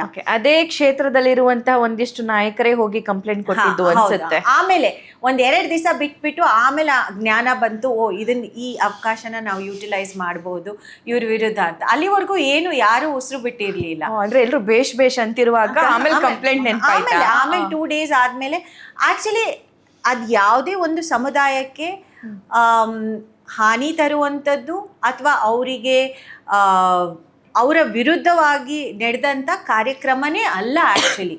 ಅದು ಅದನ್ನ ಆ ರೀತಿ ಪ್ರೊಜೆಕ್ಟ್ ಮಾಡಿದ್ರು.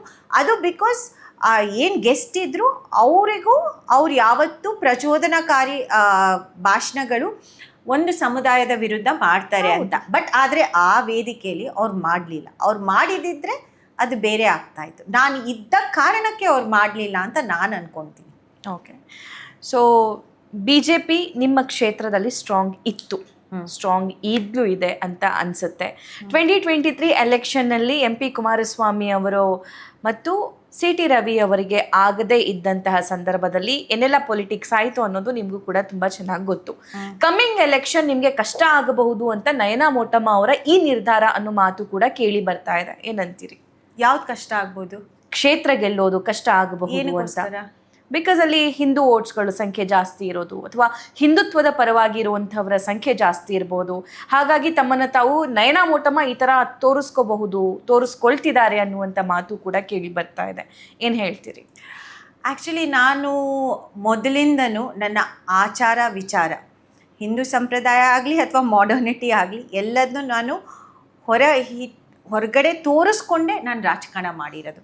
ಸೊ ನಾನು ಇದನ್ನು ಹಿಂದೂ ಅಂತ ಈಗ ನಾನು ಹೊಸದಾಗಿ ಏನು ಪ್ರತಿಪಾದಿಸ್ತಾ ಇಲ್ಲ. ನಾನು ಮೊದಲಿಂದನೂ ದೇವಸ್ಥಾನಕ್ಕೆ ಹೋದ್ರೂ ಫೋಟೋ ಹಾಕ್ತೀನಿ, ಬೇರೆ ಇನ್ನೊಂದು ಕಾರ್ಯಕ್ರಮ ಮಾಡಿದ್ರೂ ಫೋಟೋ ಹಾಕ್ತೀನಿ. ನನ್ನ ಗುರುಗಳನ್ನ ಪಾದಪೂಜೆ ಮಾಡಿದ್ದಕ್ಕೆ ಸಾಕಷ್ಟು ಟೀಕೆ ಟಿಪ್ಪಣಿ ಬಂತು, ಅದನ್ನು ನಾನು ಫೋಟೋ ಹಾಕಿದ್ದೀನಿ. ಸೊ ಇದು ನನಗೇನು ಹೊಸದಲ್ಲ. ಎಲೆಕ್ಷನ್ 2023 ಮುಂಚೆ ನಿಲ್ಲೋಕ್ಕಿಂತ ಮುಂಚೆನೂ ಇದನ್ನೆಲ್ಲ ನಾನು ಮಾಡ್ಕೊಂಡು ಬಂದಿದ್ದೆ. ಸೊ ನಾನು ಇದೇನು ಯಾವುದು ನನಗೆ ಹೊಸದಲ್ಲ ಅಥವಾ ಹೊಸ ತೋರಿಕೆ ಮಾಡೋ ಅವಶ್ಯಕತೆ ಇಲ್ಲ. ಅದು ಕ್ಷೇತ್ರ ಜನರಿಗೆ ಈ ಇನ್ಸಿಡೆಂಟ್ ಆದಮೇಲೆ ಅವ್ರಿಗೆ ಇನ್ನೂ ಒಂದು ನಂಬಿಕೆ ಅಥವಾ ವಿಶ್ವಾಸ ಬಂತು, ಇವ್ರು ನಾವು ಅಂದ್ಕೊಂಡಿರೋ ಥರ ನಮ್ಮನ್ನು ಬಿಟ್ಕೊಡೋದಿಲ್ಲ ಅಂತ ಒಂದು ಇದು ಬಂತು. ಅಂದರೆ ಅಥವಾ ಅವರ ಅಸ್ತಿತ್ವದ ವಿಚಾರದಲ್ಲಿ ಅಥವಾ ಗುರುತಿನ ಪ್ರಶ್ನೆಯಲ್ಲಿ ಇವರು ಅಂಜೋದಿಲ್ಲ ಅಂತ ಬಂತು. ಅದು ಅವ್ರಿಗೆ ಒಂದು ಹೆಮ್ಮೆ ತರುವಂಥ ವಿಚಾರ ಆಯಿತು. ಸೊ ಇದು ನನಗೇನು ಹೊಸದಂತಲ್ಲ. ಆಮೇಲೆ ನನ್ನ ಒಂದು ಇನ್ನೊಂದು ನಿಲುವು ಅಂತ ಬಂದಾಗ, ಹಿಂದೂ ಅನ್ನೋ ಜೊತೆ ಎಲ್ಲ ಸಮುದಾಯಗಳನ್ನೂ ಒಟ್ಟಾಗಿ ತೊಗೊಂಡು ಹೋಗುವಂಥದ್ದು. ನಾನು ಈ ಸಮುದಾಯ ಚಿಕ್ಕದು, ಈ ಸಮುದಾಯ ದೊಡ್ಡದು, ಅಥವಾ ನಾನು ದಲಿತ ಸಮಾಜದಲ್ಲಿ ಹುಟ್ಟಿದ ಕಾರಣಕ್ಕೆ ಇನ್ನೊಂದು ಸಮಾಜಕ್ಕೆ ಆದ್ಯತೆ ಕೊಡಬಾರ್ದು ಅಂತ ನಾನು ಯಾವತ್ತೂ ಯೋಚನೆ ಮಾಡಿಲ್ಲ. ನನಗೆ ಬೇರೆ ಇತರ ಜಾತಿಗಳ ವೋಟ್ಗಳೇ 45,000 ಪ್ಲಸ್ ಇದೆ. ಸೊ ಚಿಕ್ಕ ಜಾತಿಗಳು 5,000, 6,000, 3,000 ಇರುವಂಥವ್ರು, ಅವರಿಗೆಲ್ಲರಿಗೂ ಅಷ್ಟೇ ಮಟ್ಟಕ್ಕೆ ನಾನು ಆದ್ಯತೆ ಕೊಡುವಂಥ ವಿಚಾರಧಾರೆ ಇಟ್ಕೊಂಡು, ಅದು ನನಗೆ ಈ ಅವಧಿಯಲ್ಲಿ ನನಗೇನು ಸಿಕ್ಕಿದೆ ಈ MLA ಆದಮೇಲೆ ಅದನ್ನು ಇನ್ನೂ ತೋರಿಸ್ಕೊಳ್ಳಿಕ್ಕೆ ಅಥವಾ ಆ ನಿಲುವನ್ನ ಸ್ಪಷ್ಟಪಡಿಸ್ಲಿಕ್ಕೆ ನನಗಿನ್ನೂ ಜಾಸ್ತಿ ಅವಕಾಶಗಳು ಸಿಕ್ತು. ಸೊ ನಮ್ಮದು ಮೀಸಲು ಕ್ಷೇತ್ರ. ನೀವು ನಾನು ಪೇಪರ್ ಓದುವಾಗ ನೋಡಿದೆ ನಿಮ್ಮ ನಿನ್ನೆಯ ಸ್ಟೇಟ್ಮೆಂಟ್. ನಾನೊಬ್ಬ ದಲಿತ ಶಾಸಕಿ ಆಗಿದ್ದೇ ತಪ್ಪ ಅನ್ನುವಂತಹ ಪ್ರಶ್ನೆ ಮಾಡಿದ್ರಿ. ಯಾಕೆ ಪ್ರಶ್ನೆ ಬಂತು? ಹಿಂದೆನೂ ಆ ಕ್ಷೇತ್ರ ದಲಿತರದ್ದೇ ಆಗಿತ್ತು, ಮೀಸಲು ಕ್ಷೇತ್ರನೇ ಆಗಿತ್ತು. ನಿಮ್ಮ ತಾಯಿ ಮೋಟಮ್ಮನವರು ಕೂಡ ಅದೇ ಮೀಸಲು ಕ್ಷೇತ್ರದಿಂದ MLA ಆದ್ರು, ಮಂತ್ರಿನೂ ಕೂಡ ಆದ್ರು. ಸೊ ತುಂಬ ಒಳ್ಳೆ ಪ್ರಶ್ನೆ ಕೇಳಿದ್ರಿ. ಸೊ ಇದ್ರದ್ದು ಗುಟ್ಟೆ ಅದರಲ್ಲಿರೋದು. ಸೊ ಈ ಇನ್ಸಿಡೆಂಟ್ನ ಬೇರೆ ಕಾರಣ, ಈ ಇನ್ಸಿಡೆಂಟ್ನ ಉಪಯೋಗಿಸಿದ ನನ್ನ ವಿರುದ್ಧ ಅದಕ್ಕೋಸ್ಕರನೇ. ಯಾಕಂದರೆ ನಾನು ದಲಿತ ಶಾಸಕಿ ಅಂತ ಕಾರಣಕ್ಕೆ. ಮೀಸಲು ಕ್ಷೇತ್ರದಲ್ಲಿ ಏನಾಗುತ್ತೆ ಅಂದರೆ, ಸಾಮಾನ್ಯವಾಗಿ ಅಥವಾ ಸಾಂಪ್ರದಾಯಿಕವಾಗಿ ರಿಸರ್ವ್ಡ್ ಕ್ಯಾಂಡಿಡೇಟ್ ಅಂತ ಏನಿರ್ತಾರೆ ಅವರನ್ನು ಒಂದು ಮಟ್ಟಕ್ಕೆ ಆಲೋಚನೆ ಏನಿರುತ್ತೆ ಅಂದರೆ ಮೇಲ್ಜಾತಿಯವರು ಅವರನ್ನು ಒಂದು ಮಟ್ಟಕ್ಕೆ ಕಂಟ್ರೋಲ್ ಇಟ್ಕೋಬೇಕು ಅಂತ, ಅವರು ಹೇಳ್ದಂಗೆ ಅಧಿಕಾರ ನಡೆಸಬೇಕು ಅಂತ ಇರುತ್ತೆ. ಯಾಕಂದರೆ ಬಿಕಾಸ್ ಅದು ಜಾತಿ ರಾಜಕಾರಣ ಒಂದು ಮಟ್ಟಕ್ಕೆ ರಾಜಕಾರಣದಲ್ಲಿ, ರಾಜಕೀಯ ಕ್ಷೇತ್ರದಲ್ಲಿ ನಡೆಯುತ್ತೆ. ಅದನ್ನು ಓಪನ್ ಆಗಿ ಮಾತಾಡೋದಿಲ್ಲ, ಅದನ್ನು ಒಂಥರ ಪರೋಕ್ಷವಾಗಿ ಮಾಡುವಂಥ ವಿಚಾರ. ನಾನು ಅದನ್ನು ಓಪನ್ ಆಗಿ ಹೇಳ್ತಾ ಇದ್ದೀನಿ. ಸೊ ಇಲ್ಲಿವರೆಗೂ ಓಪನ್ ಆಗಿ ಹೇಳೋ ಅವಶ್ಯಕತೆ 3.5 ವರ್ಷದ ನಂತರ ಬಂತ? ಇಲ್ಲ, ನಾನು ಇದನ್ನು ಮುಂಚೆನೂ ಹೇಳಿದ್ದೀನಿ, ಮುಂಚೆನೂ ಸುಮಾರು ಸತಿ ಇದನ್ನ ವಿಚಾರನ ಹೇಳಿದ್ದೀನಿ.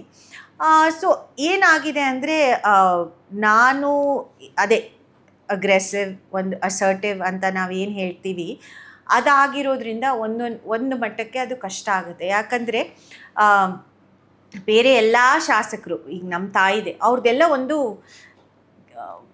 ಪದ ಉಪಯೋಗಿಸೋದು ಸರಿ ಇದೆಯೋ ಇಲ್ವೋ ಅಂತ ಕಿಚನ್ ಕ್ಯಾಬಿನೆಟ್ ಅಂತ ಇರ್ತದೆ. ಅಂದರೆ ಅವ್ರ ಹತ್ರದಲ್ಲಿ ಇರೋರು, ಆಯಿತಾ, ಹತ್ರದಲ್ಲಿ 7-8 ಜನ ಇರೋರು, ಅವ್ರನ್ನ ಅಧಿಕಾರನ ನಡೆಸೋದು, ಅವ್ರನ್ನ ಇನ್ಫ್ಲೂಯೆನ್ಸ್ ಮಾಡೋದು, ಅಥವಾ ಅನುದಾನ ಹಂಚಿಕೆಯಲ್ಲಿ ಈ ಥರ ಆಗಬೇಕು ಅಥವಾ ಅವ್ರ ಜೊತೆ ಓಡಾಡಬೇಕು, ಅದೆಲ್ಲ ಅವ್ರದ್ದು. ಅದು ಸಾಂಪ್ರದಾಯಿಕವಾಗಿ ರಾಜಕಾರಣದಲ್ಲಿ ಇದೆ. ಬಟ್ ಮೀಸಲು ಕ್ಷೇತ್ರದಲ್ಲಿ ಒಂದು ಮಟ್ಟಕ್ಕೆ ಜಾತಿದು ಒಂದು ಸೂಕ್ಷ್ಮೆ ಅದರಲ್ಲಿ ಬರುತ್ತೆ, ಆಯಿತಾ. ಸೊ ಅದನ್ನು ಸ್ವಲ್ಪ ಒಡೆದು ಹಾಕಿದ್ದೀನಿ, ಸ್ವಲ್ಪ ಅಲ್ಲ, ಫುಲ್ ಒಡೆದು ಹಾಕಿದ್ದೀನಿ. ಅದರಿಂದನೇ ನನಗೆ ಕಿಚನ್ ಪೊಲಿಟಿಕ್ಸ್ ಇಲ್ಲ ನನ್ನಲ್ಲಿ ಇಲ್ಲ, ಕಿಚನ್ ಕ್ಯಾಬಿನೆಟ್ ಇಲ್ಲ. ನಾನು ಯಾವ ಭಾಗಕ್ಕೆ ಹೋಗ್ತೀನಿ ಆ ಭಾಗದ ಮುಖಂಡರುಗಳನ್ನ ಕರ್ಕೊಂಡು ಹೋಗ್ತೀನಿ, ಅವ್ರಿಗೆ ಇನ್ಫಾರ್ಮ್ ಮಾಡ್ತೀನಿ. ನನ್ನ ಕಾರಲ್ಲಿ ನನ್ನ ಗಾಡಿ ಓಡಿಸೋರು, ನನ್ನ ಗನ್ಮ್ಯಾನು, ನನ್ನ ಬಿಗಳು ಬಿಟ್ಟು ಕಡಿಮೆ ಮುಖಂಡರುಗಳು ಯಾರಾದರೂ ಆ ಊರಿಗೆ ಹೋಗ್ತಾ ಇರೋ ಅಥವಾ ಹೋಬಳಿ ಅಧ್ಯಕ್ಷ ಅಥವಾ ಬ್ಲಾಕ್ ಅಧ್ಯಕ್ಷ ಇದ್ದರೆ ಅವ್ರು ನನ್ನ ಜೊತೆ ಬರ್ತಾರೆ. ಹೊರತುಪಡಿಸಿ ನಾನು ಈ ಬ್ಲಾಕಿಂದ ಬೇರೆ ಬ್ಲಾಕಿಗೆ ಸಂಬಂಧಪಟ್ಟವ್ರು ಇಲ್ದಿದ್ರೆ ಅವ್ರು ನನ್ನ ಜೊತೆ ಬರೋದಿಲ್ಲ, ಕರ್ಕೊಂಡು ಹೋಗೋದಿಲ್ಲ ನಾನು. ಸೊ ಅದನ್ನು ಮಾಡಿಲ್ಲ. ಆಮೇಲೆ ಇದರಲ್ಲಿ ಈ ಕಿಚನ್ ಕ್ಯಾಬಿನೆಟಲ್ಲಿ ಏನಿರುತ್ತೆ ಅಂದರೆ ಎಲ್ಲದನ್ನೂ ಅವ್ರನ್ನ, ಆ ಇನ್ಫ್ಲೂಯೆನ್ಷಿಯಲ್ ಪೀಪಲ್ ಇರ್ತಾರಲ್ಲ ಅವ್ರನ್ನ ಗಣನೆಗೆ ತಗೊಂಡು ಎಲ್ಲ ಮಾಡಬೇಕು, ಪ್ರತಿಯೊಂದನ್ನು ಅವ್ರಿಗೆ ಒಂದು ಮಟ್ಟಕ್ಕೆ ಸ್ವಲ್ಪ ಮಟ್ಟಕ್ಕೆ ಸಲಾಮ್ಗಿರಿ ಮಾಡಬೇಕು. ಅದನ್ನು ನಾನು ಮಾಡಿಲ್ಲ. ಸೊ ಅದಕ್ಕೆ ಈ ಸಿಚುವೇಶನ್ ಯೂಟಿಲೈಸ್ ಮಾಡಿದ್ರು ನನ್ನ ವಿರುದ್ಧ. ಏನಾಯ್ತು ನೆನ್ನೆ? ತುಂಬಾ ಅಗ್ರೆಸಿವ್ ಆಗಿ, ತುಂಬಾ ಜೋರಾಗಿ ನಿಮ್ಮ CM ಜೊತೆ, ನಿಮ್ಮ ನಾಯಕರ ಜೊತೆ ಮಾತಾಡ್ತಾ ಇದ್ರಿ, ಅಥವಾ ನಿಮ್ಮ ನಾಯಕರು ಕೂಡ ಬಂದಿದ್ರು. BK ಹರಿಪ್ರಸಾದ್ ಅವರ ಹತ್ರನೂ ಕೂಡ ಹೋಗಿ ಆಯ್ತು, ಕಂಪ್ಲೇಂಟ್ ಮಾಡಿ ಆಯ್ತು ಅಂತ ನೋಟಿಸ್ ಏನಾದ್ರು ಕೊಟ್ಟಿದ್ರಾ? ಇಲ್ಲ. ಕಾಲ್ ಏನಾದ್ರು ಮಾಡಿದ್ರಾ? ಹಾಗಲ್ಲ ಸಭಾ, ನನಗೆ ಈ ವಿರೋಧ ಈಗಲ್ಲ ಬಂದಿದ್ದು. ನನಗೆ ಟಿಕೆಟ್ನ ತಪ್ಪಿಸ್ಲಿಕ್ಕೆ ಪ್ರಯತ್ನ ಮಾಡಿದೆ ಕ್ಷೇತ್ರದಿಂದ. ಫಸ್ಟ್ ಆಫ್ ಆಲ್ ನನಗೆ 3-4 ಬಸ್ಗಳು ಮಾಡಿಕೊಂಡು ಈ ಲೀಡರ್ಸ್ ಬಂದಿದ್ರು ನನ್ನ ವಿರೋಧ ಮಾಡಲಿಕ್ಕೆ, ಪಕ್ಷನ ವಿಭಜನೆ ಮಾಡಲಿಕ್ಕೆ ಆಗಲೇ ಪ್ರಯತ್ನ ಮಾಡಿದರು, ಈಗಲ್ಲ. ಸೊ ಅದಕ್ಕೆ ನನಗೆ ಸ್ವಲ್ಪ ಅಂದರೆ ನಮ್ಮ ಕ್ಷೇತ್ರದವರೇ ನನಗೆ ವಿರೋಧ ಮಾಡ್ತಾ ಇರೋ ಕಾರಣಕ್ಕೂ ಇದೆಲ್ಲ ಬರೋದೇ ಅದಕ್ಕೋಸ್ಕರ. ಅದೇ ಮಹಿಳೆಯರು, ದಲಿತರು ನಮ್ಮನ್ನು ಬೇಗ ಅಂದರೆ ನಮ್ಮನ್ನು ತುಳಿಬೋದು. ಒಂದು ಫಸ್ಟು ದಲಿತರನ್ನೋ ಕಾರಣಕ್ಕೆ, ಇನ್ನು ಅದ್ರ ಜೊತೆ ನಾನು ಒಂದು ಮಹಿಳೆ ಆಗಿರೋ ಕಾರಣಕ್ಕೆ ಇನ್ನೂ ಅಂದರೆ ಈಸಿ ಅಂತ ಅಂದ್ಕೊಂಡಿದ್ರು ತುಳಿಯೋದು. ಅಂದರೆ ಆಮೇಲೆ ಇನ್ನೊಂದು, ಇವ್ರು ಹಿಡಿತದಲ್ಲೇ ಇರೋದಿಲ್ಲ ಅಂತ ಇತ್ತು, ಹಿಡಿತ ಅದು ಇರಲಿಲ್ಲ, ಕೋಟ್ ಅನ್ಕೋಟ್ ಇರೋದಿಲ್ಲ ಅಂತ ಆ ಭಯ ಇತ್ತು. ಇಟ್ಸ್ ನಾಟ್ ಇದು ರಾಜಕೀಯದಲ್ಲಿ, ಆಯಿತಾ, ಈ ಕಂಟ್ರೋಲ್ ಅಂತ ಒಂದು ಇದೆಯಲ್ಲ ಸಿಸ್ಟಮ್.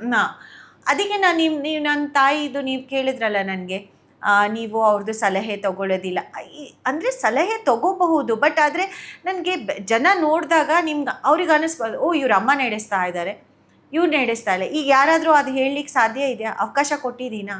ನೋ. ನಾನೇ ನಡೆಸೋದು, ನಂದೇ ಫೈನಲ್, ನಂದೇ ಕೊನೆ ವರ್ಡ್ ಇರಬೇಕು ಅಲ್ವಾ? ಜನ ನನ್ನನ್ನು ಆಯ್ಕೆ ಮಾಡಿರೋದು ಅಲ್ವಾ? ನಾನು ಹೊಸತನ ತರ್ತೀನಿ ಅಥವಾ ಹೊಸ ಯೋಜನೆಗಳನ್ನ ತರ್ತೀನಿ, ಹೊಸ ರೀತಿಯಲ್ಲಿ ಕ್ಷೇತ್ರನ ನಡೆಸ್ತೀನಿ ಅಂತ ನನಗೊಂದು ಅವಕಾಶ ಕೊಟ್ಟಿದ್ರೆ ನಾನು ಯಾಕೆ ಬೇರೆಯವರಿಗೆ ಅದು ಅವಕಾಶ ಕೊಡಬೇಕು? ಸಲಹೆ ಖಂಡಿತ ಏನಾದರೂ ಆ ಟೈಮಿಗೆ ಬಂದಾಗ, ನನಗೆ ಗೊತ್ತಿಲ್ಲದ ಇದ್ದಾಗ ಕೇಳೋದು ಮಾಡೋದು ಸರಿ. ಬಟ್ ಎಲ್ಲ ಟೈಮಲ್ಲಿ ಯಾವುದೋ ಒಂದು ಕಿಚನ್ ಕ್ಯಾಬಿನೆಟ್ನ ಇಟ್ಕೊಂಡು ನಾನು ನಿರ್ಧಾರಗಳನ್ನ ತಗೊಳ್ಳಿಕ್ಕೆ ಹೇಗೆ ಸಾಧ್ಯ? ಸೊ ಅದಾಗೋದಿಲ್ಲ ಅನ್ನೋದಕ್ಕೆ ನನ್ನನ್ನು ಫಸ್ಟ್ ವಿರೋಧ ಮಾಡಿದ್ದು. ಅಲ್ಲಿ ಎಷ್ಟು ಸಭೆಗಳು ಮಾಡಿದ್ರು ನಿರಂತರವಾಗಿ 6 ತಿಂಗಳು ನನಗೆ, ನನ್ನ ಎಲೆಕ್ಷನ್ದು ಟಿಕೆಟ್ ಡಿಕ್ಲೇರ್ ಆಗೋವರೆಗೂ ನಿರಂತರವಾಗಿ ನನ್ನ ವಿರುದ್ಧ ಕ್ಯಾಂಪೇನಿಂಗ್ ಮಾಡಿದ್ರು, ಸಭೆಗಳು ಮಾಡಿದ್ರು, ಕಾರ್ಯಕರ್ತರನ್ನ ವಿಭಜನೆ ಮಾಡ್ಲಿಕ್ಕೆ ಪ್ರಯತ್ನ ಮಾಡಿದ್ರು. ಅಷ್ಟು ಹೋರಾಟದಲ್ಲಿ ನಾನು ಟಿಕೆಟ್ ತೊಗೊಂಡು ಬಂದಿದ್ದೆ. ಆಮೇಲೆ ಗೆದ್ದಿ. ಯಾರವರು ಹೇಳ್ಬೋದಾ? ಇದ್ದಾರೆ, ನಮ್ಮ ತಾಯಿ ಜೊತೆ ಇದ್ದ ಸ್ವಲ್ಪ ಜನ, ಸ್ವಲ್ಪ ಸೀನಿಯರ್ಸ್ ಇದ್ದಾರೆ. ಒಬ್ಬರು ಈಗ ಗ್ಯಾರಂಟಿ ಸಮಿತಿ ಅಧ್ಯಕ್ಷರನ್ನೇ ಮಾಡಿದ್ದೀನಿ ನನ್ನ ತಾಲೂಕಿಗೆ. ಅವರನ್ನು ಸೀನಿಯರ್ ಅಂತ ಅವರಿಗೆ ಆ ಪೊಸಿಷನ್ ಕೊಟ್ವಿ ನಾವು. ಮತ್ತು ನಮ್ಮ ತಾಯಿಗೆ ತುಂಬ ಬೇಕಾದ ಸೀನಿಯರ್ ಏನು ಸಂಸದರಿದ್ದರು, ಅವ್ರ ಮಗ. ಅವ್ರು ಮೊದಲು ಒಂದು ಕಾಲದಲ್ಲಿ ಬ್ಲಾಕ್ ಅಧ್ಯಕ್ಷರಾಗಿದ್ದರು, ಇನ್ನೊಬ್ಬರು ಈಗ ನಮ್ಮ ಪ್ರಸ್ತುತ ಬ್ಲಾಕ್ ಅಧ್ಯಕ್ಷರು, ಈ ಒಂದು ಬ್ಲಾಕಿನ ಅಧ್ಯಕ್ಷರು ಅವರು, ಮತ್ತು ಒಂದು ಸ್ವಲ್ಪ ಹಿರಿಯ ನಮ್ಮ ಅಲ್ಪಸಂಖ್ಯಾತ ಮುಖಂಡರುಗಳು ಇಬ್ಬರು ಜನ, ಈ ಥರ ಇವರೆಲ್ಲ ಸೇರಿಕೊಂಡು. ಅಂದರೆ ನಮ್ಮ ತಾಯಿ ನಾವು ಲೆಟ್ರಲ್ಲಿ ಮೊನ್ನೆ ನಮ್ಮ ಕಾರ್ಯಕರ್ತರೆ ಬರೆದು ಕಳಿಸಿದ್ದಾರೆ, ಒಂದು 3 ಜನ ಇರ್ತಾಯಿದ್ರು, ಸೆಟ್ ದೋಸೆ ಅಂತ ಕರೀತಾಯಿದ್ರು ನಮ್ಮ ತಾಯಿ ಜೊತೆ ಇದ್ದವರು. ಅವರು ನಿಮಗೆ ವಿರೋಧ, ಯಾಕಂದ್ರೆ ನಮ್ಮನ್ನ ಹೇಳೋದಿಲ್ಲ ಕೇಳೋದಿಲ್ಲ, ನಮ್ಮ ಕ್ಯಾಬಿನೆಟ್ ಇಲ್ಲ ಅಲ್ಲಿ ಅಂತ. ಅದಕ್ಕೆ ಬರೀ ಒಂದು ಬ್ಲಾಕ್ ಅಥವಾ ಒಂದು ಹೋಬಳಿಗೆ ಸೀಮಿತ ಆಗಿರೋ ಮುಖಂಡರುಗಳನ್ನ ನಾವು ಇಡೀ ಕ್ಷೇತ್ರವಾರು ಡಿಸಿಷನ್ಸ್ ತಗೊಳ್ಳಿಕ್ಕೆ ನಾನು ಅವರನ್ನ ಗಣನೆಗೆ ತಗೊಳ್ಳಿಕ್ಕೆ ಸಾಧ್ಯನಾ? ಯಾಕೆ ಆ ನಿರೀಕ್ಷೆ? ಅವರಿಗೆ ಸಲಹೆ ಅಥವಾ ಅವರ ಸಹಕಾರ ಬೇಕಾದ ಖಂಡಿತ ಅವರನ್ನ ಅದನ್ನ ತಗೊಳ್ಬೇಕು. ಕೆಲಸ ಅನ್ನೋ ವಿಚಾರಕ್ಕೆ ಬಂದ್ರೆ ನಯನಾ ಮೋಟಮ್ಮ ಮುಖಂಡರನ್ನ ಕಡಿಮೆ, ಅಧಿಕಾರಿಗಳ ಸಂಪರ್ಕ ಜಾಸ್ತಿ ಮಾಡ್ತಾರೆ ಅಂತ. ನೋ ಈ ಹಿರಿಯ ಮುಖಂಡರುಗಳನ್ನ ಕಡಿಮೆ, ಆಮೇಲೆ ಹಿರಿಯ ಮುಖಂಡರುಗಳಕ್ಕಿಂತ ಅವ್ರಿಗನ್ಸುತ್ತೆ ಏನು ಕಿರಿಯ ಮುಖಂಡರುಗಳನ್ನ ಸಲಹೆ ತಗೊಂತೀನಿ ಅಂತ. ನಾನು ಹೇಳಿದ್ನಲ್ಲ, ಈಗ ಸೆಕೆಂಡ್ ಅನುದಾನ ಹಂಚಿಕೆಯಲ್ಲಿ ಅಲ್ಲಲ್ಲಿ ಆ ಭಾಗದ ಮುಖಂಡರುಗಳದ್ದು ನಾನು ಸಲಹೆ ತಗೊಂತೀನಿ ಅಂತ ಹೇಳಿದ್ನಲ್ಲ. ಸೊ ನಮ್ಮ ತಾಯಿ ಕಾಲದಲ್ಲಿ ಅದಿರಲಿಲ್ಲ, ಅಥವಾ ಬೇರೆ ಶಾಸಕರು ಕಾಲದಲ್ಲೂ ಅದಿರಲಿಲ್ಲ. ಅದು ಈ ಥರ ಇವ್ರದ್ದೇ ಸಲಹೆ ತಗೊಂಡು ಕುದುರೆಮುಖಕ್ಕೂ ಇವ್ರಿಗೂ ಉದಾಹರಣೆಗೆ ಏನು ಸಂಬಂಧ ಇಲ್ಲ. ಕುದುರೆಮುಖದಲ್ಲಿ ಏನಾಗ್ತಿರೋ ಸಮಸ್ಯೆ ಇವ್ರಿಗೆ ತಿಳಿದೇ ಇರೋದಿಲ್ಲ, ಆದರೆ ಇವ್ರು ಡಿಸೈಡ್ ಮಾಡೋದು ಕುದುರೆಮುಖಕ್ಕೆ ಅನುದಾನ ಕೊಡಬೇಕೋ ಇಲ್ವೋ ಅಂತ. ಸೊ ಈ ಥರ ನಾನು ಪ್ರತಿಯೊಂದು ಇಂಚು ಈಗ ನಾನು ಒಬ್ಬರಿಗೆ ಸಾರ್ವಜನಿಕರು ಯಾರಾದರೂ ಸಹಾಯ ಕೇಳಕ್ಕೆ ಬರ್ತಾರೆ, ನಮಗೆ ಹೆಲ್ತ್ ಪ್ರಾಬ್ಲಮ್ ಇದೆ, ನಮಗೆ ಎಜುಕೇಷನಿಗೆ ಪ್ರಾಬ್ಲಮ್ ಇದೆ, ಅಥವಾ ಈ ದೇವಸ್ಥಾನಕ್ಕೆ ಪ್ರಾಬ್ಲಮ್ ಇದೆ ಅಂತ. ಯಾವುದೋ ಊರು ಆವತಿ ಅಂತ ನಮ್ಮ ಹತ್ರ ದೂರದಲ್ಲಿ ಒಂದು ಊರಿದೆ, ಒಂದು ಹೋಬಳಿ ಇದೆ. ಆ ಊರ್ದು ನಾನೀಗ ಅಲ್ಲಿಗೆ ಫೋನ್ ಮಾಡಿ ಕೇಳ್ತೀನಿ, ನಮ್ಮ ಅಲ್ಲಿ ಮುಖಂಡ್ರ ಹತ್ರ, ಆ ಭಾಗದ ಮುಖಂಡ್ರ ಹತ್ರ, ಇವ್ರು ಇದ್ದಾರೆ, ಇವ್ರು ನಿಮಗೆ ಗೊತ್ತಿದೆಯಾ, ಇವ್ರು ವೋಟರಾ, ಪರಿಚಯ ಇದ್ದಾರಾ, ಇವ್ರದ್ದು ಆ್ಯಕ್ಚುಲಿ ಈ ಥರ ಸಮಸ್ಯೆ ಇದೆಯಾ, ನಾನು ಸಹಾಯ ಮಾಡಲಾ, ಫ್ಯಾಕ್ಟ್ ಚೆಕ್ ಇದನ್ನು ಮಾಡಿ. ಯಾಕಂದರೆ ಅವ್ರನ್ನ ಕಾನ್ಫಿಡೆನ್ಸ್ ನಾವು ಈಗ ಅವ್ರಿಗೆ ಸಹಾಯ ಮಾಡಿದಾಗ, ಈಗ ನಾಳೆ ಆ ಮುಖಂಡ ಅವ್ರ ಹತ್ರ ವೋಟ್ ಕೇಳಕ್ಕೆ ಹೋದಾಗ ಈಸಿ ಆಗೋದಿಲ್ವಾ? ನಾವು ನಮ್ಮ MLA ನಿಮಗೆ ಸಹಾಯ ಮಾಡಿದ್ರು ಅಲ್ವಾ ಕೇಳಲಿಕ್ಕೆ. ಸೊ ಈ ಥರ ಒಂದು ಕ್ರಿಕೆಟ್ ಟೂರ್ನಮೆಂಟ್ ಆಗಲಿ, ಒಂದು ವಾಲಿಬಾಲ್ ಟೂರ್ನಮೆಂಟ್ ಆಗಲಿ, ಒಂದು ಗಣಪತಿ ಆಗಲಿ, ಒಂದು ಇನ್ಯಾವುದಾದ್ರೂ ಪೂಜಾ ಕಾರ್ಯಕ್ರಮ ಆಗಲಿ, ಒಂದು ಹೆಲ್ತ್ ಆಗಲಿ, ಒಂದು ಎಜುಕೇಷನ್ ಆಗಲಿ, ಎಷ್ಟೋ ನಮ್ಮ ಹತ್ರ ರಿಕ್ವೆಸ್ಟ್ ಬರುತ್ತೆ. ಪ್ರತಿಯೊಂದಕ್ಕೂ ಆ ಸ್ಥಳೀಯ ಮುಖಂಡರ ಹತ್ರ ಕನ್ಸಲ್ಟ್ ಮಾಡಿ ನಾವು ಅದಕ್ಕೆ ಸಹಕಾರ ಮಾಡೋದು. ಸೊ ಇದು ನಾನು ವ್ಯವಸ್ಥೆ ಮಾಡ್ಕೊಂಡಿದ್ದೀನಿ, ಅದು ನನಗೆ ತಪ್ಪಂತ ಅನಿಸ್ತಾನೇ ಇಲ್ಲ. ಸೊ ನಾನು 6 ಜನ ಕಿಚನ್ ಕ್ಯಾಬಿನೆಟ್ ಬದಲು ನಾನು 200-300 ಜನ ಕಾರ್ಯಕರ್ತರ ಹತ್ರ ಕೇಳ್ತಾ ಇದ್ದೀನಿ ಅಂದರೆ ಅದು ಬೆಟರ್ ಅಲ್ವಾ? ಸರಿ ಆಯಿತು, ಆ 6 ಜನ ಕಿಚನ್ ಕ್ಯಾಬಿನೆಟ್ನ ಬಿಟ್ಟು ಹಾಕೋಣ. ಸೊ ಅವ್ರು ತಗೊಂಡ್ಬಂದು ಕಂಪ್ಲೇಂಟ್ ಕೊಟ್ಟರು ಅಥವಾ ನಿಮ್ಮ ಬಗ್ಗೆ ದೂರು ಬಂತು ಬೆಂಗಳೂರಿಗೆ ಅಂತ ಕೇಳ್ಪಟ್ವಿ. ಬೆಂಗಳೂರಲ್ಲಿರೋ ಪ್ರಮುಖ ಇಬ್ಬರು ಏನಂದ್ರು, ನಿಮ್ಮ ಪಾರ್ಟಿಯ ಪ್ರೆಸಿಡೆಂಟ್ ಮತ್ತೆ ನಿಮ್ಮ CM ಸಾಹೇಬರು ಏನು ಹೇಳಿದರು? ಅಧ್ಯಕ್ಷರ ಹತ್ರ ನಾನು ಹೋಗಿರಲಿಲ್ಲ ಭೇಟಿ ಮಾಡಲಿಕ್ಕೆ. ಎಲ್ಲ ಕಾರ್ಯಕರ್ತರು ಪಾಪ ಅಷ್ಟು ಜನಸಂಖ್ಯೆಯಲ್ಲಿ ಹೋಗಿ ಅಧ್ಯಕ್ಷರೇ ಒಂದು ಸ್ವಲ್ಪ ಇದಾಗೋಗ್ಬಿಟ್ರಂತೆ, ಅಂದರೆ ಸ್ತಬ್ಧರಾಗೋಗ್ಬಿಟ್ರು. ಇಷ್ಟು ಜನ ಯಾಕೆ ಬಂದಿದ್ದೀರಾ, 5-6 ಜನ ಬರೋಗ್ಬಿಟ್ಟು ಅಂತ. ಇಲ್ಲ, ನಾವೆಲ್ಲ ಹೊರಟು ಬಂದು ನಾವೆಲ್ಲ, ಯಾಕಂದರೆ ಇದು ಪದೇ ಆಗ್ತಾ ಇತ್ತು. ಈ ಪ್ರಮೋದ್ ಮುತಾಲಿಕ್ ಇನ್ಸಿಡೆಂಟ್ ಆದಾಗಿಂದ ಇದು ಪದೇ ನಿರಂತರವಾಗಿ ಸ್ಟೇಟ್ಮೆಂಟ್ ಮಾಡೋದು, ನನ್ನ ವಿರುದ್ಧ ಮೀಟಿಂಗ್ಸ್ ಮಾಡೋದು. ನಾವೇನೇ ಅಭಿವೃದ್ಧಿ ಕೆಲಸ ಮಾಡಿದ್ರೆ ನೀರಲ್ಲಿ ಹೋಮ ಮಾಡ್ದಂಗೆ, ನಾವೇನೇ ಒಳ್ಳೊಳ್ಳೆ ಈಗ ನಿವೇಶನ ಹಂಚಿಕೆ ಮಾಡೋದು ಅದು ಯಾವುದಕ್ಕೂ ಲೆಕ್ಕಕ್ಕೆ ಇಲ್ಲ. ಇವ್ರು ನನ್ನ ವಿರುದ್ಧ ಮಾತಾಡೋದಂತೆ.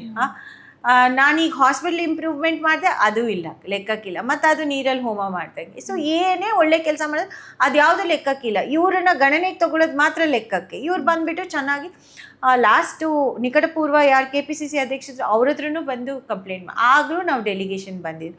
ಸೊ ಈ ನಮ್ಮ ಕಾರ್ಯಕರ್ತರು ಬೇಸತ್ತು ಹೋದರು, ಆಯಿತಾ. ಈ ಸಮಯದಲ್ಲಿ ಈಗ ತಾನೇ ಹೊಸ ಮುಖ್ಯಮಂತ್ರಿಗಳು ಬಂದಿದ್ದಾರೆ, ಹೊಸದಾಗಿ ಕ್ಯಾಬಿನೆಟ್ ರಚನೆ ಆಗ್ತಾಯಿದೆ. ಈ ಮಧ್ಯದಲ್ಲಿ ನೀವು ಬಂದುಬಿಟ್ಟು ಈ ಥರ ಸರ್ಕಸ್ ಮಾಡಿ ಕಂಪ್ಲೀಟ್ ಏನು ಉದ್ದೇಶದಿಂದ ಮಾಡ್ತಾ ಇದ್ದೀವಿ? ಏನೋ ದುರುದ್ದೇಶದಿಂದನೇ ಮಾಡ್ತಾ ಇರೋದಲ್ಲ, ಸಂದರ್ಭ ನೋಡ್ಕೊಂಡೇ ಮಾಡ್ತಾ ಇರೋದು. ಅದಕ್ಕೆ ಕಾರ್ಯಕರ್ತರು ಅವ್ರು ಏನು ನನಗೆ KPCC ಅಧ್ಯಕ್ಷರು ನನ್ನ ಹತ್ರ ಏನೂ ಮಾತಾಡಿಲ್ಲ, ಬಟ್ ಎಲ್ಲ ಕಾರ್ಯಕರ್ತರಿಗೂ ಆಶ್ವಾಸನೆ ಕೊಟ್ಟು ಕಳಿಸಿದ್ರು. ಏನೇ ಇದ್ರೇನು ನಿಮ್ಮ ಶಾಸಕರ ಹತ್ರ ಮಾತಾಡ್ತೀವಿ, ನಿಮ್ಮದೆಲ್ಲ ಅಹವಾಲುಗಳನ್ನ ನಾವು ಸ್ವೀಕಾರ ಮಾಡಿದ್ದೀವಿ. ತುಂಬ ಚೆನ್ನಾಗಿ ಕೇಳಿಸ್ಕೊಂಡ್ರಂತೆ, 45 ನಿಮಿಷ ಮುಕ್ತವಾಗಿ ಚರ್ಚೆ ನಡೀತಂತೆ. ತುಂಬ ಜನ ಕಾರ್ಯಕರ್ತರು ಮಾತಾಡಿದ್ರಂತೆ, ಅನಿಸಿಕೆಗಳನ್ನ ಹೇಳಿದ್ರಂತೆ, ಯಾಕೆ ಇದೆಲ್ಲ ನಡೆದು ಹೋಗಿದೆ ಅಂತ. ಸೊ ಅವರಿಗೆ ಮನವರಿಕೆ ಆಯ್ತಂತೆ. ಸೊ ಅದು ಒಂದು. ಆದರೆ ಈಗ ಎಲ್ಲ ಚೇಂಜಸ್ ನಾವು ಕೇಳಿದ್ದೀವಿ. ನಾನು ಬ್ಲಾಕ್ ಅಧ್ಯಕ್ಷರುಗಳು, ಹೋಬಳಿ ಅಧ್ಯಕ್ಷರು ಅಂದರೆ ಈಗ 7-8 ವರ್ಷದಿಂದ ಅವರೇ ಕಂಟಿನ್ಯೂ ಮಾಡ್ಕೊಂಡು ಬಂದಿದ್ದಾರೆ. ಸೊ ಹೊಸ ಜನಕ್ಕೆ ಅವಕಾಶ ಕೊಡಬೇಕು ಅಂತ ಇದೆ. ಮತ್ತು ಮುಖ್ಯಮಂತ್ರಿಗಳಿಗೆ ನನ್ನ ಬಗ್ಗೆ ಏನು ಹೇಳೋ ಅವಶ್ಯಕತೆ ಇಲ್ಲ ಅಂತ ನಾನು ಅಂದ್ಕೊತೀನಿ. ಯಾಕಂದರೆ ನಾನು ಅವ್ರ ಕೂಸು, ಆ್ಯಕ್ಚುಲಿ ರಾಜಕಾರಣದಲ್ಲಿ ಅವ್ರ ಕೂಸು, ಅವ್ರು ನನ್ನನ್ನು ಬೆಳೆಸ್ತವ್ರು. ಅವರಿಗೆ ನನ್ನ ಬಗ್ಗೆ ಏನು ಹೇಳೋ ಅಂದರೆ ಅವ್ರಿಗೆ ನಂದು ಪ್ಲಸ್ಸು ಗೊತ್ತಿದೆ, ನಂದು ಮೈನಸ್ಸು ಗೊತ್ತಿದೆ. ನನ್ನನ್ನು ಬೆಳೆಸ್ತವ್ರು ಅಂದಮೇಲೆ ಅವ್ರಿಗೆ ಗೊತ್ತಿರುತ್ತಲ್ಲ ಇವ್ರ ಹತ್ರ ಏನಾಗುತ್ತೆ, ಏನಾಗೋದಿಲ್ಲ, ಇವರು ಆಚಾರ ವಿಚಾರ ಏನು, ಯಾವ್ದು ತಪ್ಪು ಯಾವ್ದು ಸರಿ ಅದೆಲ್ಲ ಅವರು ನನಗೆ ಮಗಳ ಥರನೇ. ಹೇಳಬೇಕಾದಂಥ ಪರಿಸ್ಥಿತಿ ಬಂದಾಗ ಬೈತಾರೆ, ಹೊಗಳ್ಬೇಕಾದಂಥ ಪರಿಸ್ಥಿತಿ ಬಂದಾಗ ಹೊಗಳ್ತಾರೆ. ಒಳ್ಳೆ ರೀತಿಯಲ್ಲಿ ಮಾತಾಡಿಸಿ, ಇಲ್ಲ ನನಗೇನು ಕಂಪ್ಲೇಂಟ್ ಬಂದಿಲ್ಲ ಅಂತ ಹೌದು, ನಾನು ಕೇಳ್ಪಟ್ಟೆ, ನನಗೆ ನನ್ನವರೆಗೂ ಏನು ಬಂದೇ ಇಲ್ಲ, ನನ್ನ ಹತ್ರ ಬಂದಿಲ್ಲ ಅಂತ ಹೇಳಿ ತುಂಬ ಚೆನ್ನಾಗಿ ಕಾರ್ಯಕರ್ತರ ಜೊತೆ ಮಾತಾಡಿಸಿ ಕಳಿಸ್ಕೊಟ್ರು. ನಿಮ್ದು ಲವ್ ಮ್ಯಾರೇಜಾ, ಅರೇಂಜ್ ಮ್ಯಾರೇಜಾ? ಒಳ್ಳೆ ಫ್ರೆಂಡ್ಶಿಪ್ ಬಂದು ಪ್ರೀತಿಯಲ್ಲಿ ಬದಲಾವಣೆ ಆಯಿತು. ಅಡುಗೆ ಮಾಡ್ತೀರಾ? ಇಲ್ಲ, ಎಕ್ದಮ್ ಇಲ್ಲ. ನನ್ಗೆ ಅಡುಗೆ ಮಾಡ್ಲಿಕ್ಕೆ ಸ್ವಲ್ಪನೂ ಇಷ್ಟ ಇಲ್ಲ. ಎಷ್ಟು ಕಂಟ್ರೀಸ್ ನೀವು ಟ್ರಾವೆಲ್ ಮಾಡಿದ್ದೀರಾ? ಓ ಗಾಡ್, ಗೊತ್ತಿಲ್ಲ. ನಾನು ಇತ್ತೀಚೆಗೆ ಜಪಾನಿಗೆ ಹೋಗಿದ್ದೆ. ನನಗೆ ಅಷ್ಟು ಇಷ್ಟ ಆಗಿದ್ದು ಬೇರೆ ಯಾವುದು ದೇಶ ಇಲ್ಲ ಅಂತ ನಾನು ಅನ್ಕೊಳ್ತೀನಿ.